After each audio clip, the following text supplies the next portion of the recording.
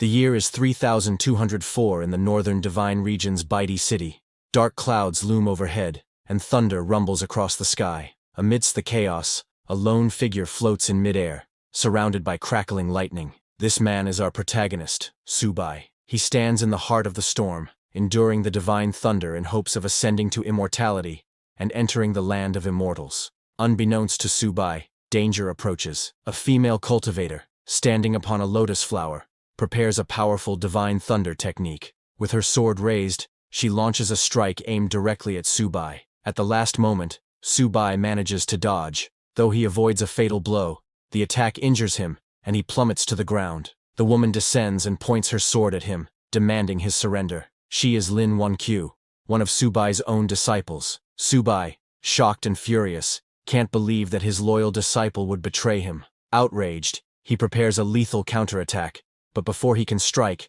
another disciple, Bai Yuyu, launches a sneak attack from behind, piercing a hole through Subai's chest. Bai Yuyu then turns to Lin Wankyu and insists that, despite their master's many sins, they should at least let him die with some dignity. Subai, gravely wounded, can only laugh at the betrayal. He had never treated his disciples unfairly. How could they do this to him? Enraged, he vows that he will not die alone. If he goes down, he will take them with him. Just as he is about to unleash another technique, a third disciple named Xuer activates the falling treasure copper coin, slamming Subai into the ground. He lies there, immobilized, stunned that even Xuer would side against him. Two other disciples, the eldest and the fifth, are missing, and Subai wonders about their absence. Xuer commands her master not to resist, blaming him for countless crimes that cannot be forgiven, and warning him not to blame anyone else for his fate. Hearing this, Subai only laughs and asks if they truly believe the false charges against him.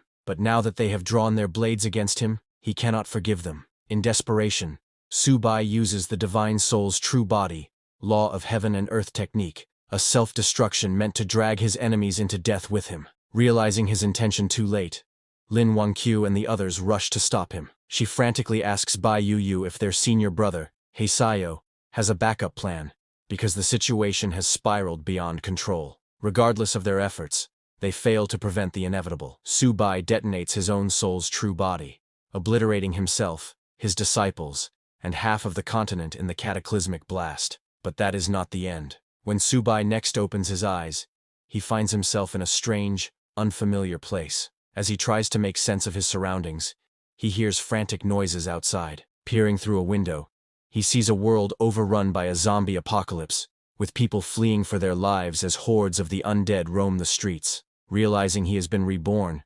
Subai's thoughts turn back to his traitorous disciples. Why would they betray him? What did they stand to gain? For now, those questions must wait. His priority is to train this new body to its peak, return to the world of immortal cultivation, and make his former disciples pay for what they did. He attempts to gather spiritual energy as he once did. His cultivation had been close to the immortal realm, so if he can just sense the ambient spirit power, he should be able to progress swiftly. Yet to his shock, he feels nothing. Thinking his body might be too weak, he looks outside again and realizes the truth. This world has no spiritual power at all. Furious, he could hardly believe it. How is this possible? Without spiritual power, there was no way for him to cultivate in this world. In fact, merely surviving here would already be extremely difficult. Just then, a man and a woman burst into the house, having barely escaped from the zombies outside. They looked terrified, as though they had nearly died. The yellow-haired boy immediately grabbed the woman. Another person, possibly named Vertical,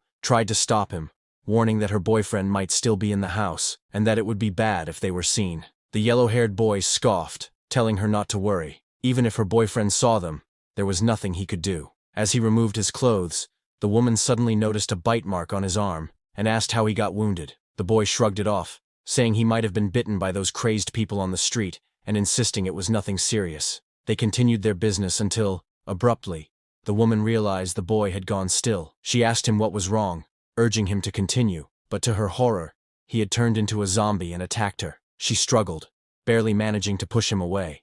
Meanwhile, Subai heard the commotion and wondered if someone else was in the house. Searching through the memories of his new body, he recalled that the woman was supposed to be his girlfriend, and the yellow-haired boy was her lover. Subai smiled bitterly, realizing that the original owner of this body had also been betrayed by those closest to him. Opening the door, Subai saw the now zombified boy lunging at the screaming woman. She noticed Subai and begged for help. He stared at her coldly, said nothing, and watched as the zombie tore into her flesh. Then, without a word, he closed the door behind him, thinking, serves her right. In a world with no spiritual power, Subai knew he had to find a way to survive. Otherwise, he might die here before ever returning to his original world. Sitting on the floor, he tried to retrieve something, anything, from his sea of consciousness that could save his life. Yet with his current cultivation level, advanced magic items like the 9 Changes Spirit Pellet were beyond reach. All he could do was rely on luck and hope for the best.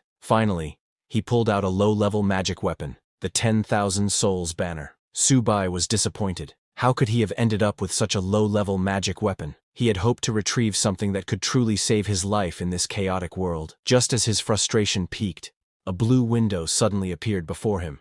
System prompt. It has been detected that the host has obtained the magic weapon 10,000 Souls banner. The host is now bound to the 10,000 Souls banner system.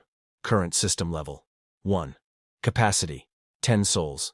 Upgrade requirement to level 2. Hunt down an elementary mutant. Curious, Subai wondered what sort of system this could be, especially attached to a mere low-level weapon like the 10,000 Souls banner. As far as he remembered, the banner's only function had been to collect souls. The system then explained that by using the 10,000 Souls banner, he could harvest the souls of the dead, convert their soul power into spiritual power, and feed it back to himself. The higher the banner's level, the stronger the souls it could collect, and thus the more spiritual power Subai would gain in return. There was a catch. Any person who had been dead for more than 5 minutes would have a soul that completely vanished, rendering it uncollectible. Subai smiled. So it really is possible to transform soul power into spiritual power. Even if this world lacked natural spiritual energy, he realized that, with zombies everywhere, there was no shortage of materials to harvest for cultivation. He remembered the girlfriend who had betrayed him and the yellow-haired boy, both now zombies, banging on the door. Subai opened it, and the 2 zombies lunged at him. He swiftly killed them with the 10,000 Souls banner, but to his surprise, they continued moving even after he attacked. At that moment, he activated the banner's true power, collecting their souls and converting them into spiritual energy. Subai was amazed to feel a breakthrough in his cultivation almost immediately. After absorbing their souls, he now had 2 controllable souls at his command, and his spiritual power had grown noticeably stronger. He couldn't help but smile. Despite its humble appearance, the 10,000 Souls banner had proven to be far more powerful than he ever imagined. Sometime later, outside, people were running in all directions, desperately searching for any safe place to hide. In the midst of this chaos, Subai was also looking for supplies. His body was still too weak. I can't do much cultivation in this condition, he thought. First, I need to find some supplies, then consider upgrading the 10,000 Souls banner. Suddenly, a group of zombies perched atop a nearby building heard the commotion below and leaped down into the fleeing crowd. Among them was a plump, blonde-haired woman who panicked upon seeing the zombies heading toward her. In a desperate attempt to save herself, she grabbed another woman from the crowd and threw her at the zombies, using the poor victim as a human shield. Subai happened to witness this horrifying act, and was shocked to recognize that the woman who'd been thrown to the zombies looked exactly like Lin Wangqiu, one of his disciples who had once betrayed him. Furious and confused about her presence here, he quickly summoned the 10,000 Souls banner and killed the zombies attacking her. Lin Wangqiu gasped with relief, grateful to be rescued. How did you end up here? Subai demanded, glaring at her. Not long ago you used the Divine Thunder technique on me, forcing me into a wretched state. Now you can't even protect yourself from a handful of low-level monsters. He could scarcely believe that his former disciple, who had once caused him so much trouble, was now so weak. Yet Lin Wangqiu only stared at him in bewilderment. She had no idea who he was or what he was talking about, and she couldn't understand how he already knew her name when, to her knowledge, they had never met. Standing up, she thanked Subai for saving her life and asked if they had met before. Incensed, Subai pointed his spear at her. Don't pretend to be crazy. You won't get away by feigning ignorance. Startled, Lin Wangqiu tried to calm him. This isn't the time for wild accusations. There are more monsters nearby. We should leave and find somewhere safe. Hearing her words, Subai hesitated. Did I get the wrong person? He wondered. Or is she simply not the Lin Wangqiu I once knew?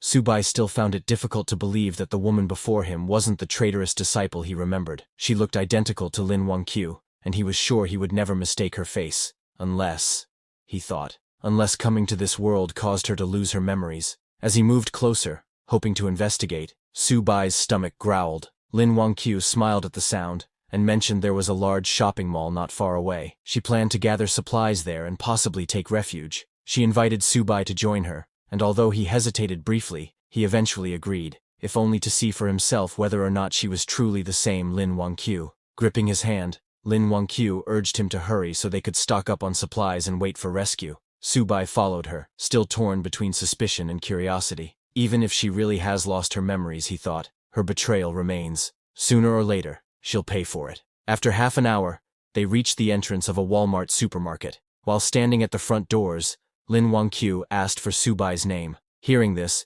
Su-bai realized she truly seemed unaware of who he was. She wasn't faking her confusion at all. He refused to let his guard down. Stepping past her, he answered curtly, "Su-bai." Following a brief introduction, Lin Wangqiu invited him to head inside. She suggested they use the store's resources and wait for rescue. But to their surprise, the supermarket was already crawling with zombies, and not just ordinary ones. Among them was a mutated zombie that stood out. It kept mumbling phrases like, "Apply for a card, get 50% off," before slaughtering several normal zombies in its path. Then it charged straight at Su-bai. Su-bai smirked as he felt the creature's aura. It's probably at the initial stage of the spiritual sea realm, he realized. That must be an elementary mutant. Lin Wangqiu, terrified, hid behind him, urging him to retreat and find safety elsewhere. But Su-bai saw this as an opportunity, not a threat. A sacrifice that could help him upgrade his 10,000 souls banner to level 2. Summoning the banner, he commanded 2 zombie slaves he controlled to attack the mutant.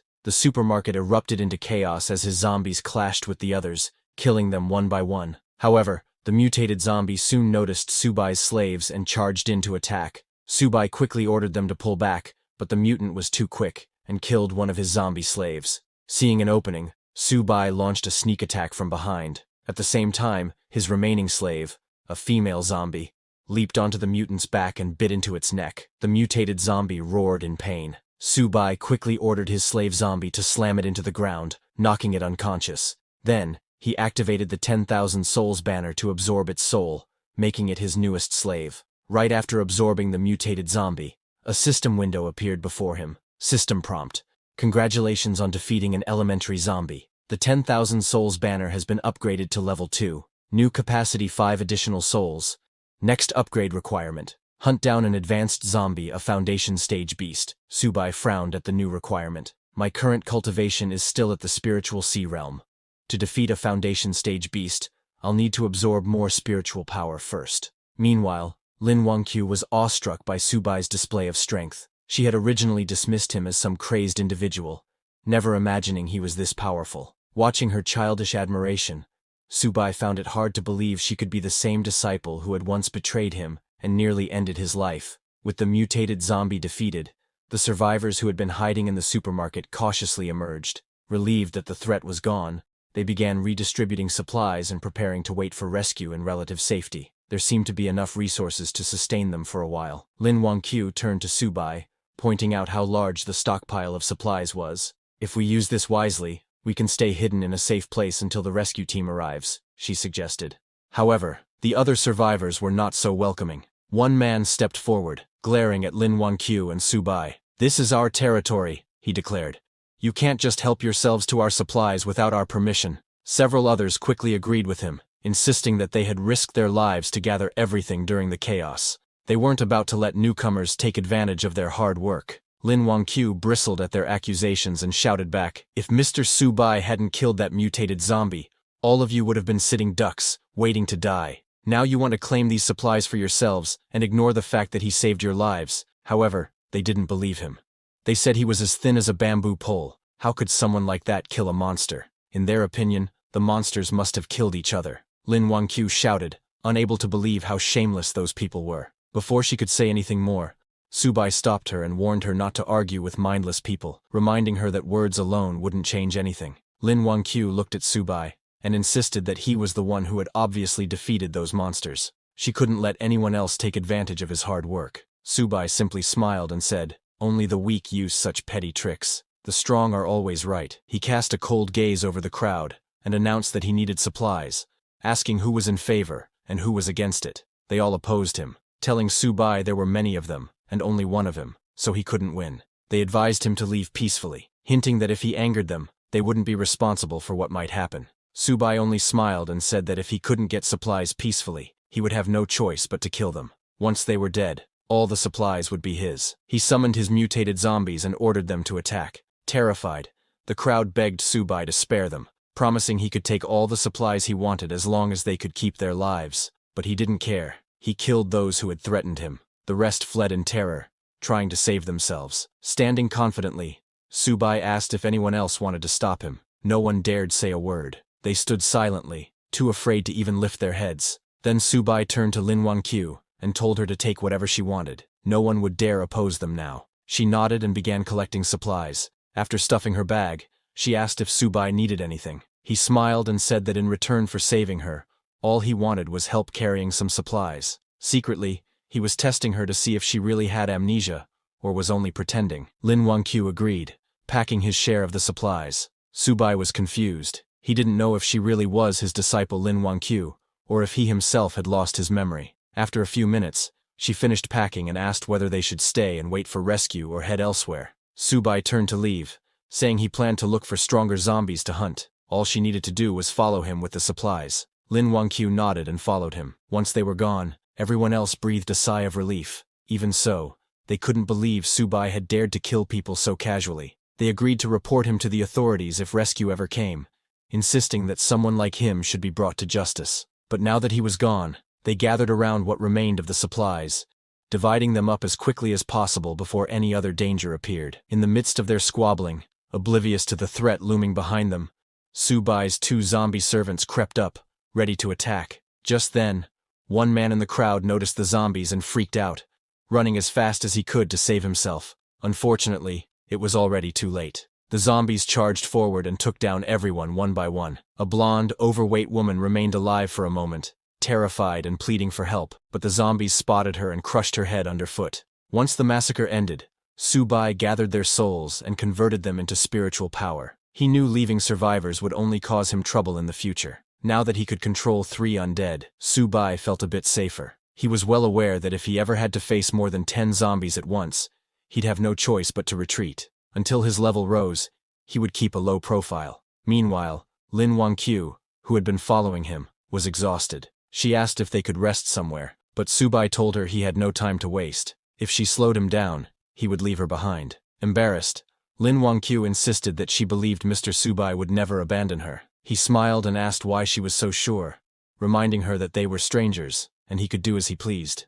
Lin Wangqiu confidently replied that she knew the location of the powerful zombie he was looking for. Intrigued, Subai asked how she knew. Lin Wangqiu explained that, back at her university, she fled the campus after spotting a strange creature near the lake. It gave off an unusual scent, and she was certain it was dangerous. Nervously, she admitted she wasn't sure it was the advanced zombie Subai sought, but it certainly seemed formidable. Hearing this, Subai reasoned that if it was anything like the mutant beast in the supermarket, it was worth investigating. He told Lin Wangqiu to lead the way. Pleased that he believed her, Lin Wangqiu happily guided him toward the campus. Sometime later, the two of them finally reached their destination, but the campus was overrun with zombies. Lin Wangqiu stopped, scanning the surroundings anxiously. Seeing her hesitate, Subai asked why she had stopped yet again. Lin Wangqiu whispered for him to lower his voice. So many people at the school had turned into those creatures, and if they accidentally drew attention, they'd be in huge trouble. Subai told her not to worry, declaring he would handle the situation. He summoned his zombie servants and ordered them to clear a path. Lin Wangqiu, concerned, warned him they should do this quietly instead of being so reckless. But Subai ignored her protests, wondering what had happened to the world to turn so many humans into these half-human, half-ghost monsters. Suddenly, they heard noises behind them. Lin Wangqiu recognized the voices. It sounded like her classmates. They had ventured outside for supplies but were now trapped among the campus zombies. One of her classmates, terrified, hurled his weapon at a charging zombie, but missed. The zombie kept coming, yet another student arrived just in time and killed it. The student who saved him then grabbed the frightened boy, urging him to run back and regroup, because these monsters were way beyond their league. Lin Wangqiu realized these two were Gu Ming and Li Mingxuan, her classmates, though she couldn't fathom why they would be here of all places. Subai noticed her reaction and asked if she knew them. When Lin Wanqiu admitted they were her schoolmates, he turned to her and said, "Do you want me to save them or not?" Lin Wanqiu held Subai's hand and said, "While they're distracting the monsters, we can escape quickly. If the monsters spot us, we won't be able to leave." Subai then asked her, "Don't you want to save them? They're your classmates, aren't they?" Lin Wanqiu replied, "If I could help them, I would. But right now, I can't risk your life." Upon hearing this, Subai realized that if she had been the treacherous disciple from his past, she would never have said such a thing. She truly seemed to be just an ordinary girl. However, before they could leave, the very thing Lin Wanqiu feared happened. Her classmates noticed her and called out for help. Lin Wanqiu became furious. She couldn't believe that Li Mingxuan, one of her classmates, was desperately shouting amid so many zombies, potentially dragging them all down with him. All the noise quickly drew the zombies' attention. Panicking, Lin Wanqiu burst into tears and apologized to Subai for getting him involved. In response, Subai summoned his enslaved zombies to fight. Boasting that he had once slain the 9th demon lord of the underworld, he declared that these lowly undead were not worthy opponents. Although his summoned zombies managed to kill many of them, there were simply too many. Subai lost 2 of his contracted zombies, and his mutated zombie was also in trouble. He realized that dealing with 10 zombies at once was already his limit given his current strength. If they wanted to turn the tide and survive, he needed to lure some of the zombies away. He asked Lin Wanqiu if there was anything nearby that could produce a loud sound. Lin Wanqiu remembered her smartphone and handed it to Subai, who had never seen such a device before. He was baffled by the idea that a small box could make a loud noise. Instead of explaining, Lin Wanqiu simply turned on the phone's music. Subai was astonished by how loud the sound was coming from what he called a small metal box. Drawn by the blaring music, many of the zombies attacking the mutated zombie turned their attention towards Subai. Overjoyed by this new magical tool, he threw the smartphone to his mutated zombie slave. The mutated zombie caught the phone and started running, drawing most of the horde away. With so many zombies in pursuit of the mutated zombie, Subai and his remaining undead were free to dispatch the remaining threats one by one. Lin Wanqiu was amazed that such a simple trick had worked. However, Subai grabbed her hand and reminded her they had no time to celebrate. They needed to leave before more zombies arrived. Moments later, both of them managed to escape safely to the classroom building. Once they were out of danger, Lin Wanqiu thanked Subai again for saving her life. She admitted that without him, she would never have made it this far. Subai replied that it was no big deal. She had helped him locate an advanced zombie, and in return, he had saved her. Both of them benefited. Not long after, Lin Wanqiu's classmates also managed to escape safely, thanks to Subai's zombies having distracted and slain most of the undead. However, they quickly noticed that Lin Wanqiu was carrying a large bag of supplies. They were thrilled to see Lin Wanqiu return with so many supplies. With that amount, they believed they could wait for a rescue team to arrive. However, Lin Wanqiu scoffed and reminded everyone that these supplies were obtained by Mr. Subai, and she had no right to distribute them on his behalf. Li Mingxuan was furious. He told Lin Wanqiu that there was no point in distinguishing yours and his in a crisis like this. Other students also needed these supplies to survive. Another one of Lin Wanqiu's classmates, sensing the tense atmosphere, stepped in and suggested they all stop arguing and return to the classroom first. They could decide how to distribute the supplies once they were somewhere safer. Turning to Subai, he also invited him to join them, saying they should all stick together in times like these. Subai and Lin Wanqiu followed them back to the classroom. On the way, Lin Wanqiu apologized to Subai for the trouble, but assured him that she would not let anyone touch his share of the supplies. Subai told her not to worry.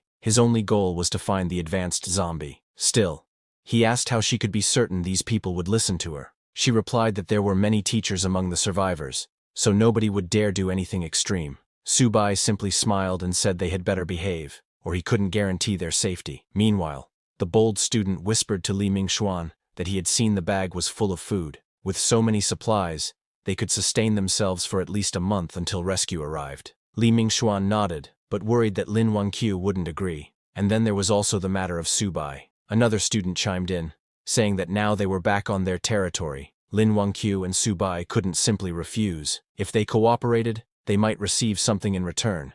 If not, they would have to deal with them the hard way. Moments later, they arrived at the classroom door. Li Mingxuan called out to the teacher to open up, announcing they had brought supplies. The teacher, relieved to see them safe, invited everyone inside and asked for the supplies to be handed out. As Subai entered, he noticed that many survivors were present. They had managed to avoid the zombies so far, perhaps because the undead hadn't swarmed this area yet. The same bold student pressed Lin Wangqiu to distribute the supplies right away, complaining that they hadn't eaten anything for 3 days. Gritting her teeth in frustration, Lin Wangqiu said she would only give out half.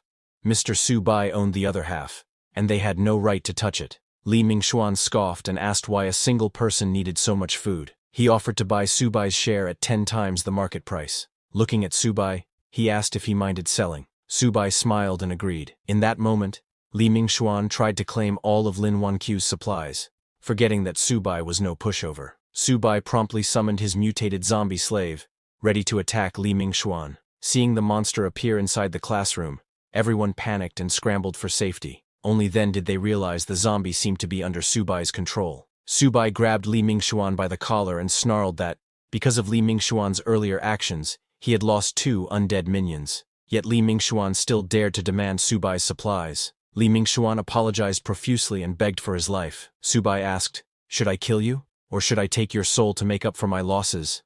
Terrified, Li Mingxuan pleaded with his classmates Zhang Hao and Gu Ming to intercede, since they were the ones who had come up with the plan in the first place. Zhang Hao and Gu Ming quickly denied any involvement, insisting it was all Li Mingxuan's idea, and that he alone should bear the blame. Li Mingxuan was shocked at the betrayal, cursing them for abandoning him. He turned to Lin Wangqiu, begging her to ask Su Bai to spare him. He promised he would never try to steal supplies again. Su Bai was curious how Lin Wangqiu would react. Surprisingly, she apologized on Li Mingxuan's behalf and asked Su Bai to forgive him just this once for everyone's sake. She said they could take her share of the supplies, but no one was to touch Su Bai's.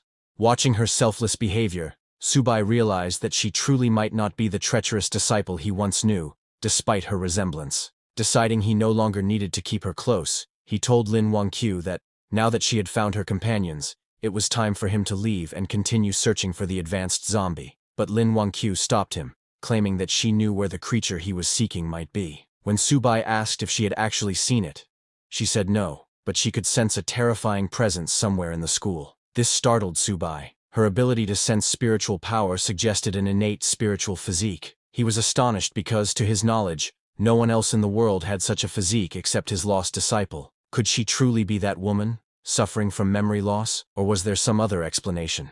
In the original cultivation realm, before Su Bai was betrayed by his disciples, Lin Wangqiu approached him, requesting to become his disciple. In response, Su Bai told her that he would only accept her if she found something for him first. Lin Wangqiu successfully found what Su Bai had asked for, and returned, requesting again to be accepted as his disciple. When Su Bai asked how she managed to locate it, Lin Wangqiu respectfully bowed before him and replied, "I was born with the ability to track and trace. If you accept me as your disciple, I will be the sword in your hand. I will never let you down." Seeing her determination, Su Bai accepted her as his second disciple. With her innate spiritual physique, her future achievements would not fall short of his own. However, Lin Wangqiu humbly told him, "My life was saved by you. I would never dream of surpassing you. I only wish to serve by your side and ease your burdens." Su Bai walked up to her and said, "Stop calling me senior. Now that you're my disciple, you should call me master." That was the moment Su Bai learned that Lin Wangqiu possessed the innate spiritual physique. Although he wasn't sure how she had lost her past memories, for him, it didn't matter. He was still planning to kill her. He extended his hand to capture her soul and make her his servant, dooming her to eternal soul refinement. But suddenly, Lin Wangqiu grabbed Su Bai's hand and urgently warned, "That thing I've been sensing, it's really coming this way. We must leave now before it's too late." Hearing this, Su Bai fell silent. Then, in the next moment, he burst into laughter like a madman, shocking everyone in the room. He thought to himself, "I nearly killed her just now. But this is an innate spiritual physique, a one-of-a-kind rare body. Killing her outright would be such a waste. Rather than that, I'll treat her as a chess piece. Once she outlives her usefulness, I won't shortchange her. She'll have her own place inside the Soul Banner." Meanwhile, the mutated monster Lin Wangqiu had warned about approached the building. It had sensed Su Bai's spiritual energy and followed it here, to where Su Bai and the others were gathered. This mutated creature was intelligent, and it had recently been lucky enough to absorb a trace of spiritual energy to recharge its core. If not for that, it too would have eventually turned into one of those half-human, half-ghost abominations. When it detected the presence of spiritual energy in this barren world, it was thrilled. Finally, a chance to break through to the next realm. Standing in front of the university building, the mutated beast looked up, then leaped straight through the upper floor, crashing into the room where Subai and the others were. Seeing the creature, Subai thought, is this the powerful entity Lin Wanqiu mentioned? A mutated snake demon? But as he observed it more closely, something felt off. This mutated beast's aura, it felt familiar. The students in the room panicked, screaming and trying to escape, but to their horror, the door was locked. They couldn't get out. Lin Wanqiu pointed at the beast and exclaimed, "This is the same creature I saw by the man-made lake. It has the same aura I've been sensing all this time." Subai was surprised. This mutated snake demon, it actually possesses spiritual energy? This isn't some ordinary mutant. This is a demon beast from the cultivation realm. But then he wondered, why would such a creature appear in a place like this? The mutated snake demon sneered and spoke. Even though this world lacks spiritual energy and is crawling with ghostly pests, it's far more fun than that wretched cultivation realm. I can feast on humans freely here, without interference from those damned cultivators. It grabbed one of the students to devour. The terrified student cried for help. The teacher, Bai Ling, turned to Lin Wanqiu and begged her to ask Subai to save the students. If he can protect them, she will do anything he asks. Subai glanced at her coldly and said, "Whether I can or not is beside the point. What do their lives have to do with me?" Still desperate, the teacher pleaded, "I'll pay you a lot of money. Just save them." But Subai rejected her offer. "I'm not interested in money. Don't worry. Once you're all dead, I'll collect your souls." As the snake demon devoured the student, Subai ordered his mutated zombie to attack. The zombie leapt into the air and struck from behind, knocking the mutated snake demon to the ground. As the beast lay unconscious, the zombie jumped on top of it to finish it off. But suddenly, the snake demon's eyes flew open.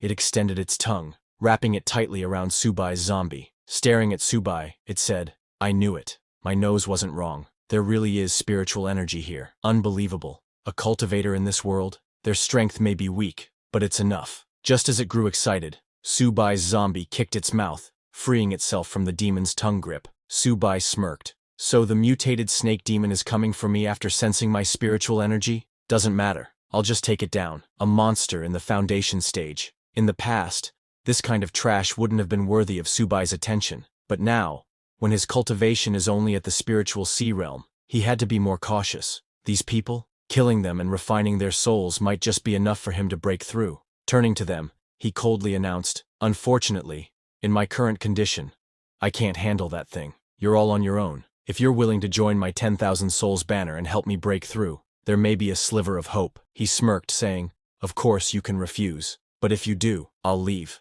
and no one can stop me. What happens after that won't be my responsibility." Everyone sat frozen in silence, terrified. No one dared to speak. Seeing that no one was willing to sacrifice themselves, Subai turned to leave. Lin Wanqiu tried to stop him, but before she could, her teacher, Li, stepped forward and said, "I'll sacrifice myself. In exchange, please take my students to safety." At that moment, Subai noticed a glowing purple crystal hanging around teacher Li's neck. His eyes narrowed, realizing that, a spiritual stone. He grabbed the crystal and asked coldly, "Where did you get this?" Teacher Li hesitated for a second before replying that her father found it by chance, many years ago. Seeing Subai's obvious interest, Teacher Li handed him the stone and begged to, "Please, just protect her students." Inspecting it closely, Subai confirmed, "This is indeed a product of the immortal realm. The quality isn't low either. The spiritual power inside, it's on par with a top-grade spiritual stone." But what puzzled him was, how did something like this end up in this world? Could it be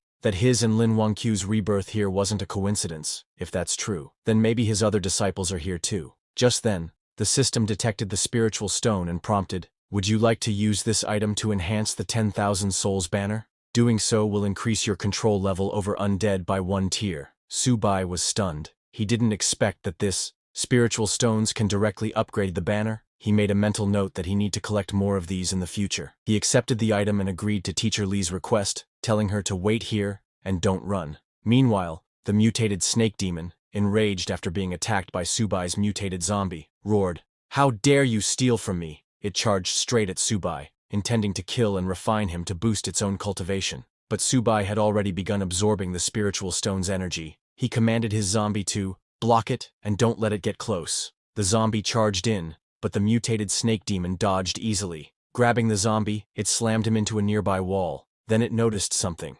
Subai's aura. It was rapidly growing stronger. He was breaking through. The snake demon growled in panic. "If I don't stop him now, it'll be a problem later. But before that, I need to squash this bug. It punched Subai's zombie, sending him flying out of the building. Now, rid of the distraction, the demon laughed and charged toward Subai. But just as it approached, its entire body froze.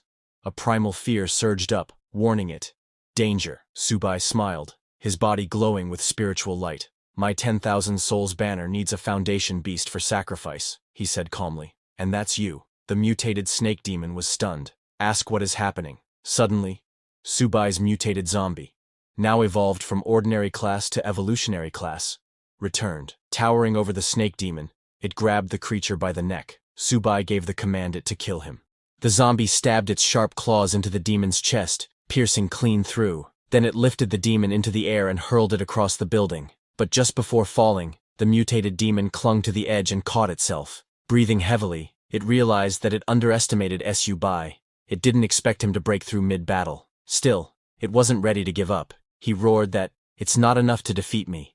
And with wild rage, it let out a piercing cry, summoning the nearby zombies to swarm in and help it kill these humans. Just then, Li Mingxuan transformed into a half-human, half-snake demon and killed both of his friends. The other students were shocked to see Li Mingxuan slaughter his fellow classmates. One of the students cried out, "Why would he do this?" Li Mingxuan smirked and replied with a chilling grin that he had tolerated all of them long enough. He smiled and asked that, "Doesn't it feel good to be betrayed?" He turned toward the remaining students and charged at them, intent on killing everyone. The students screamed and scattered, desperately trying to escape. Some even begged, "Li Mingxuan, please, let us go, spare our lives." But he didn't listen. He was enjoying the feeling of ruling over mere ants. Seeing this horrifying massacre, Teacher Li collapsed to the ground, her voice trembling. Why did it end up like this? Terrified, Lin Wangqiu turned to Subai and asked, "What happened to Li Mingxuan?" Subai simply smiled. He didn't expect to see a human willingly become a beast's servant,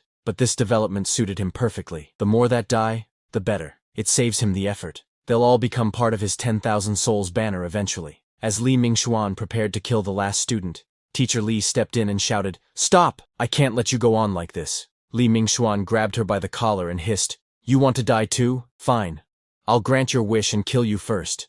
Just as he raised his claws, Subai intervened.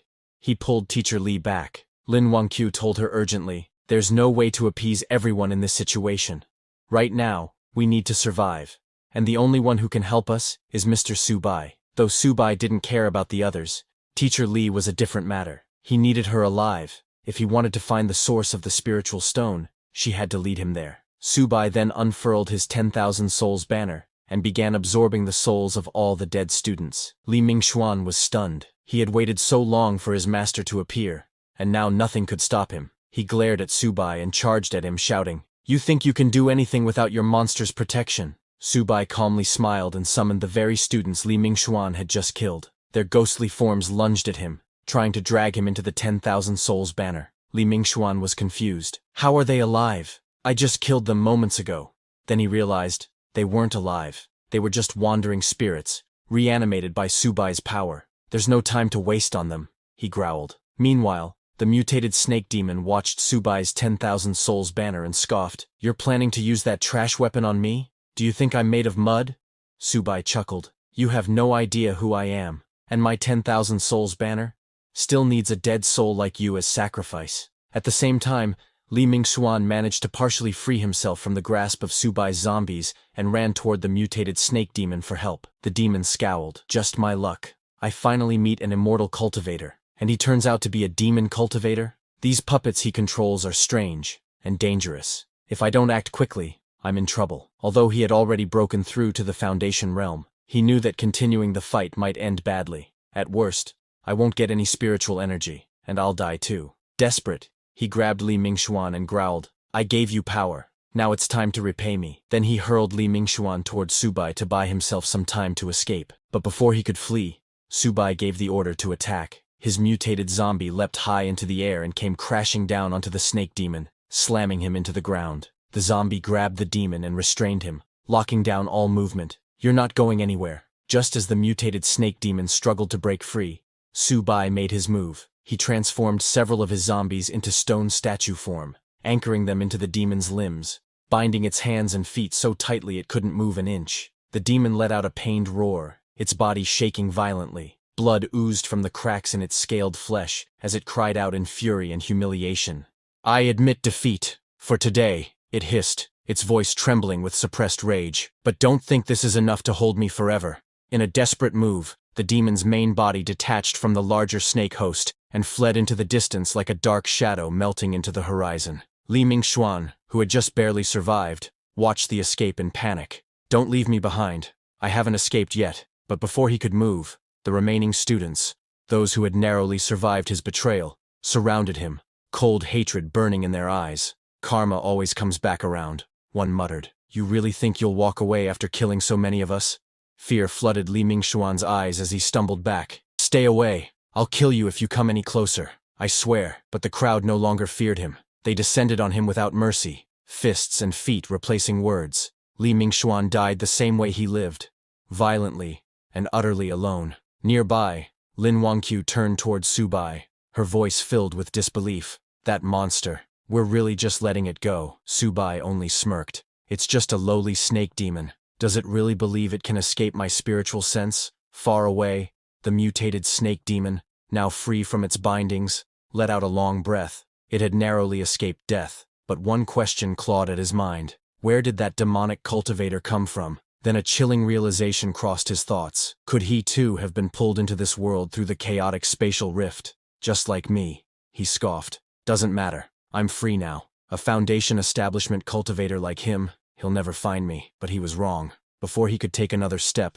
a shadow fell over him. Subai appeared directly behind him. "Try running again," he said coldly. "Let's see if you can escape my spiritual sense now." Terror flooded the snake demon's expression. His whole body trembled. He could not understand. How did he track me this fast? How strong is his spiritual sense? Subai didn't waste time. He ordered his mutated zombies forward. As the beast tried to flee, lunged in, grabbing the demon's legs and arms, pinning it down. The mutated zombie struck its vital point, sealing its core. The snake demon howled in agony, completely paralyzed. "If I can't live in peace, none of you will," the demon bellowed. He activated his final skill, Serpent Shadow Clone. Dozens of shadowy snake clones burst forth, swarming towards Subai.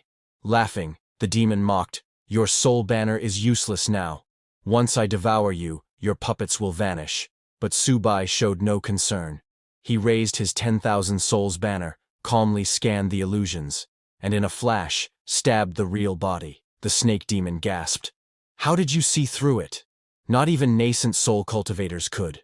Subai's expression remained unchanged. "If you weren't still useful, I would have shattered your soul already." With that, he unleashed the soul-binding power of the banner. Black tendrils wrapped around the demon's very spirit. "You'll never get me," the demon roared. "I'll destroy my soul before I serve you." In a final act of defiance, it attempted to self-destruct its soul, but once again, it had underestimated Subai. With a single thought, Subai activated his spiritual sense manifestation. His soul form materialized in front of the demon, grabbing and stopping the detonation mid-explosion. The snake demon stared in horror. "That pressure. You're not Foundation establishment," his voice cracked. "Soul formation?" The truth hit him like a blade to the chest. He had offended a soul formation powerhouse. He dropped to his knees, pleading, "Don't kill me. I was wrong." But his pleas fell on deaf ears. The 10,000 souls banner absorbed his soul in its entirety. System notification. "Congratulations. You have slain an evolved level creature. Soul banner has leveled up to level 3. Max controllable souls. 10. New feature unlocked.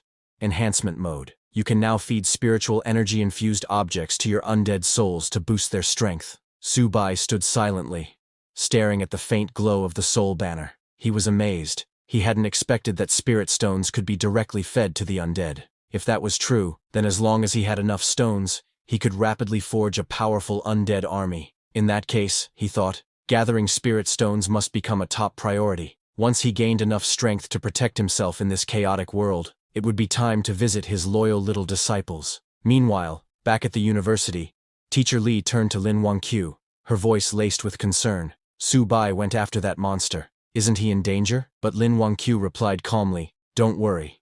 Mr. Subai will be totally fine. A monster like that is no match for him." Teacher Li let out a quiet sigh of relief, but curiosity soon crept into her eyes.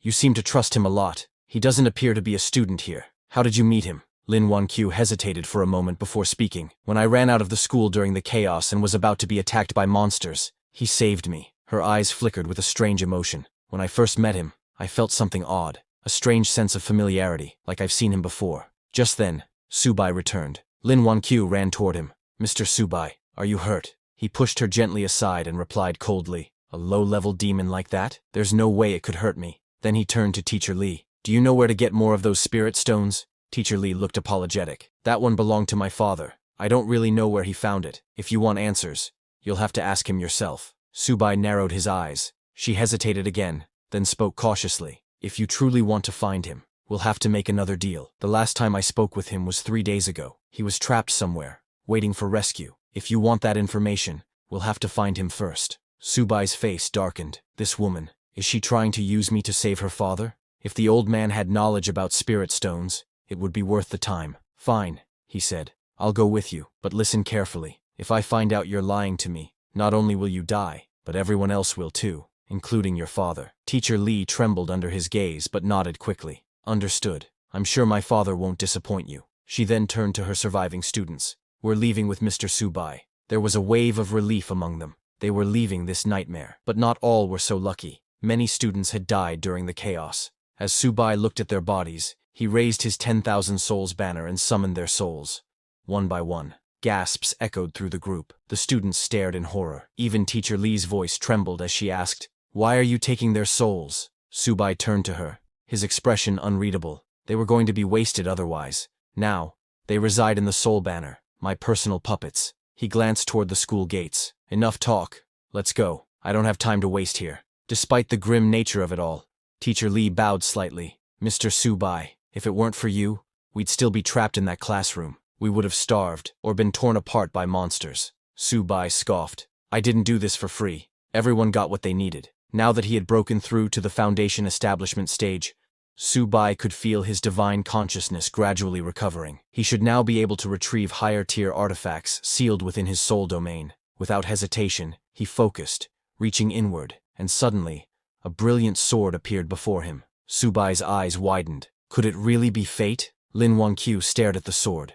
Stunned, something stirred in her heart. I feel like I've seen that sword before. Subai turned to her, expression sharpening. Could this be a sign that her memories are returning? He narrowed his eyes. If this girl truly regains her memories, and realizes she's fallen into the hands of her former master, a lamb remembering her shepherd, just before the slaughter. He threw the sword onto the ground and looked at her. Hold on to it. Lin Wanqiu blinked in surprise. Me? What do I even do with a sword? Are you asking me to fight monsters? Subai nodded. I won't protect you forever. You need to learn to protect yourself. She hesitated. I've never used a sword before. You'll have to teach me later. As she nervously picked it up, her fingers brushed the blade, and flashes of memory surged through her mind. Moments long buried, of a distant mountain sect, her master Subai, and the day she was tested to become his disciple, the pain of betrayal, and the haunting image of a mysterious senior brother whispering lies to her and her senior sister, lies that turned them against their master. She staggered back slightly, clutching her head.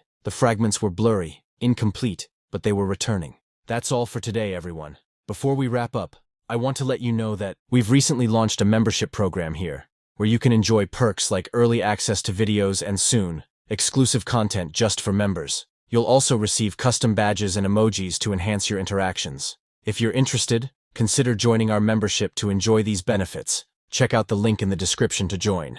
See you all in the next video. At last, Lin Wanqiu finally saw her master's face, the very master she had betrayed, and he looked exactly like Subai. Seeing the angry gaze of her master, Lin Wanqiu got so frightened that she lost consciousness and fell to the ground. Seeing her suddenly fall, Teacher Li and the others were shocked. But before anyone could help her, Subai, realizing that Lin Wanqiu's memories had returned, immediately raised his soul banner and released his newly controlled snake beast to attack and kill her. Before Lin Wanqiu could even understand or say anything, the snake beast coiled its muscular body around her and began squeezing. Seeing Subai attacking Lin Wanqiu, Teacher Li and her students were too shocked. Teacher Li ran forward, begging Subai to stop, but Subai didn't even flinch. The snake beast continued tightening its grip, suffocating Lin Wanqiu slowly. Lin Wanqiu struggled and somehow managed to free her mouth. While coughing, she said, "Mr. Subai, your monster has gone insane. Please, help me quickly."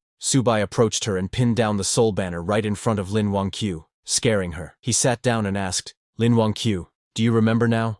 Scared and confused, Lin Wangqiu asked, remember what? What are you talking about? Teacher Li pleaded with Subai to save Lin Wangqiu, saying she was a good child. Subai was also confused, not understanding what was going on. Lin Wangqiu's reaction just now didn't seem fake, and he wondered if it could really just be a mere restoration of her memories for a split moment. But he was not sure, so he decided to investigate it himself. He placed his hand on Lin Wangqiu's head and used Soul Search to look into her memories. He saw all of Lin Wangqiu's memories, himself included, but found nothing. He knew that memories couldn't be faked, and wondered if she really had not recalled her past. Both Lin Wangqiu and Teacher Li looked at Subai, scared and confused. After confirming for himself, Subai decided to let her live for now. He stood up, called back the snake beast, which released Lin Wangqiu and returned to the soul banner. Subai then walked away as if nothing had happened, telling Lin Wangqiu, maybe this sword doesn't fit you that well. He took back the sword and told everyone, don't waste time. Teacher Li then turned to her students and told them, it's okay, hurry up and follow. But Lin Wangqiu felt something odd. She couldn't understand why she suddenly called Subai master, and what this sense of familiarity toward him was. Not just her, even Subai was very confused, wondering if this was all God's will. He decided he would definitely investigate this matter. After walking for a few hours, Teacher Li led them all to a building. Pointing at it, she told Subai, this is one of my family's properties, and my father last contacted me from here. But it looks like he wasn't able to evacuate because of those monsters. Looking at the building, Subai said, if that's the case, let's go check it out. But a student of Teacher Li suggested that they should not go in, and would just wait here for Subai and the others to come out. Other students agreed, saying they might not be able to help Boss Subai if they went in. So, it's better to meet them here again. Subai said, no problem, and told them, since I took you out of the school, my part of the deal has been fulfilled. Where you go now has nothing to do with me. Teacher Li looked at her 3 students who were scared, standing there. She told them, stay here and don't run around. When they come out, we will take you to the official shelter. It's safe there. The students told her not to worry, saying they would definitely stay put. After Teacher Li left with Subai and Lin Wangqiu, those students sighed with relief, saying, we are free. A girl told the others that she didn't dare breathe deeply for fear that Subai would kill them if displeased. Others agreed, saying he was scarier than the monsters. A third person told them both to stop talking for now. They just had to stay quietly here to survive. Meanwhile, Subai, Lin Wangqiu, and Teacher Li approached the building's gate. But before they could enter, Lin Wangqiu sensed something and asked them to wait. She looked to the side and saw something approaching. She told Subai that something seemed to be coming their way. Soldiers being chased by zombies. When those soldiers saw Subai and the others, they shouted, go away, this is not a place for you. Don't come close to the monsters. Return immediately. Seeing the soldiers shooting at zombies, Teacher Li told Subai that these people were likely the official rescue team and would know where her father was trapped. Hearing this, Subai decided to keep them alive. He raised his soul banner, summoned his zombies, and ordered them to clear the way. Seeing Subai's zombies, the soldiers misunderstood, thinking monsters were coming from behind to attack. They asked their captain what to do. The captain told his soldiers not to panic and ordered everyone to disperse and avoid getting caught by the monster wave. All the soldiers hid in the cracks between the buildings. After the soldiers got out of the way, Subai's zombies attacked the zombies coming from the front. The mutated zombie swung its sharp claws, slicing hundreds of zombies in one strike. The snake beast wasn't far behind. It opened its huge mouth and devoured the zombies. Seeing Subai's zombies attack the other zombies, the soldiers became confused. One soldier asked his captain why these monsters were fighting each other. Another said he had never seen such a strange thing during missions. Even their captain was confused, asking, what's going on? What kind of fight is this? Subai's monsters continued killing the zombies, making a path for Subai. Soldiers hiding behind walls were very confused. Their captain told them not to be careless, and to evacuate now before the monsters noticed them, saying they would only be safe when the awakened were sent in. Hearing that, a soldier said, I heard those people in the bureau praise them for being amazing, but are they really that great? We're all the same in the end. How can they be superior? The captain told that soldier he said that because he hadn't seen their power. He said he once saw an S-level awakened, just one person, fighting against thousands of troops. Hearing about one man fighting thousands of troops, a soldier said, that's too exaggerated. Are they superhumans? Suddenly, a soldier saw Subai and the others walking toward the zombies. Confused, he asked, aren't those the survivors from before? Why aren't the monsters attacking them? It even looks like the monsters are escorting them. Seeing this unusual phenomenon, the soldiers immediately pointed their swords at Subai. The soldiers warned Subai to stand still and answer. Otherwise, they would open fire. But Subai didn't even look at them and continued walking ahead. Seeing this, the soldiers asked their captain if they should open fire. But after seeing Subai controlling the monsters, their captain lowered his gun and told his soldiers to forget it, because this person was not someone they could handle. The captain came out of hiding and asked Subai to wait. He introduced himself as Xiao Changqing, the captain of the 3rd Search and Rescue Team of Z City, and asked Subai if they were the awakened sent by the higher-ups to assist them. Hearing that, Subai finally stopped and looked back, asking the captain what he meant by awakened. The captain replied that Subai was not the one he was referring to, and then tried to ask if Subai was the awakened. But before finishing his sentence, he stopped, thinking that since Subai was not a registered awakened from the bureau, could he be a lone wolf? That would be bad news. Then Teacher Li stepped forward and told the captain that they were here to find someone, her father, Li Zhenghao. Hearing the name, the captain told Teacher Li that Li Zhenghao was on their rescue list.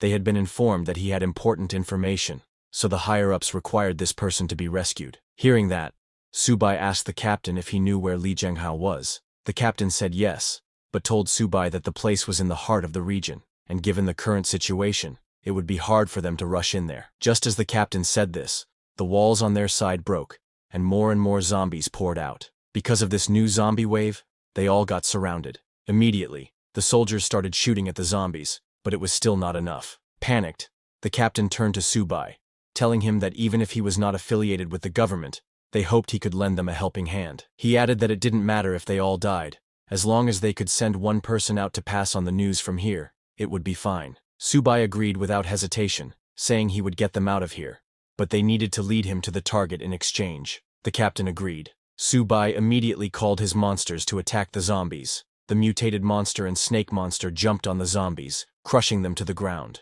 Subai's mutated monster sliced off hundreds of zombies in one strike, while the snake monster shot fire from its mouth, burning thousands of zombies. The soldiers were shocked to see how strong Subai's monsters were. One soldier asked his captain if this was some kind of superpower, adding, "Isn't this too extreme?" Another asked if all awakened were like this, and if any one of them could destroy everything like this. He added that compared to Subai, what they had in their hands was just a fire stick. With a serious expression, the captain told his soldiers that not all awakened were that strong. This man right in front of them was definitely one of the best. Even among officially registered awakened, he had never seen someone capable of manipulating monsters for his benefit, so Subai's level must be at least C level. While Subai's monsters were fighting, Lin Wangqiu sensed something and told Subai to watch out, saying something was coming. She pointed above and told Subai that it was coming from the sky. Just as she said that, a huge monster jumped off a building, shouting, "Anyone who enters my territory without my permission will die." A huge night monster landed right in front of them. Seeing the huge night, the soldiers panicked and asked what kind of monster it was, because they hadn't been told about this level existing in this place. When Subai saw the night monster, he immediately recognized the aura of the perfect foundation realm. He hadn't expected a monster of this level to be lurking here. Moreover, it seemed different from the ordinary undead. The night monster pointed his mace at Subai and shouted, "My family, follow me to defeat the invaders." Hearing his voice, all the zombies in that area charged at Subai. Seeing them coming, Lin Wangqiu panicked and asked Subai what they should do now. Subai told everyone to get ready to fight. Even if it meant dying, they would fight the monsters.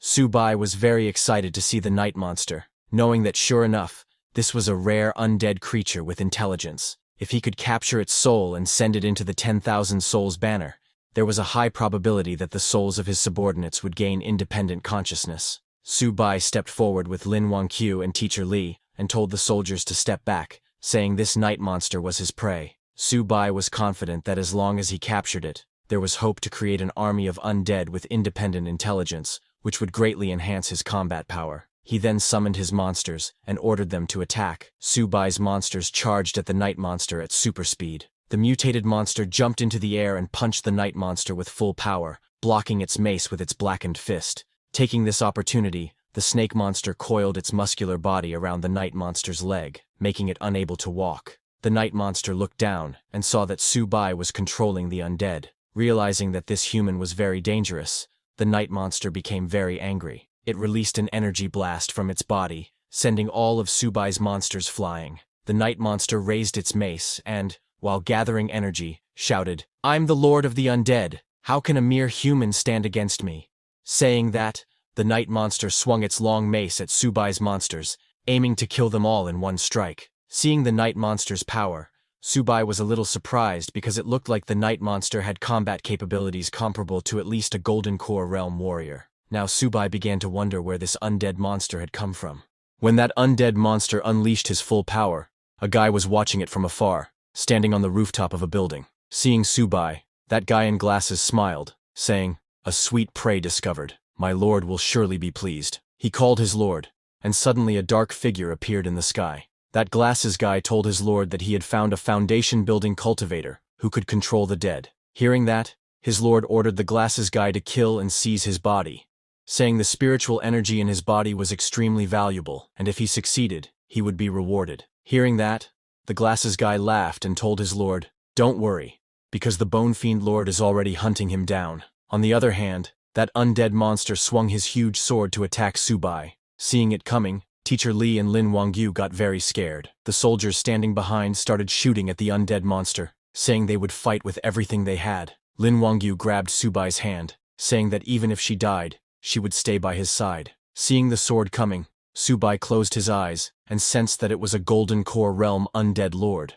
but it was just a fake. Its true strength was merely at the peak stage of foundation building, and even though Subai had lost all his cultivation, he was not someone a beast like that could stop. He immediately took out the sword he had given to Lin Wangyu before, then manifested his Dharma body of the peak level. His Dharma body was very huge, and it unleashed itself. Subai used it to cut down the undead monster's sword. This completely shocked the undead monster, and it looked ahead, shocked to see Subai's Dharma body, asking, "How is this possible? How is there a manifestation of the heavens and earth, which is a nascent soul secret technique?" Seeing that, even the soldier's captain got shocked, saying, "This is stronger than any ability user I have ever encountered. This is just insane." A soldier asked the captain, "Are there really ability users this powerful?" But on the other hand, Subai started sweating because he had just barely gathered a bit of spiritual energy, and now, it was all gone. But getting a scaled king in return was worth it. Seeing that even a nascent soul secret technique was being used,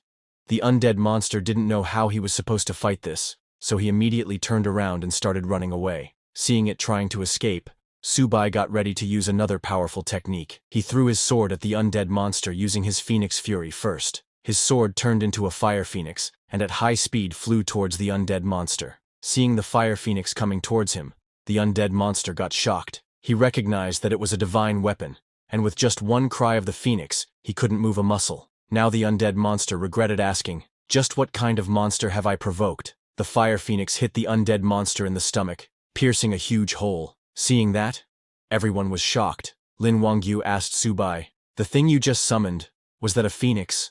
Soldiers were also quite shocked seeing an ancient divine beast, the golden phoenix. They could not understand just what kind of power Subai had. Subai then raised his soul banner and activated it to seal the undead monster. As the chains of the soul banner went towards the undead monster, it started running away shouting, "Don't even think about enslaving me.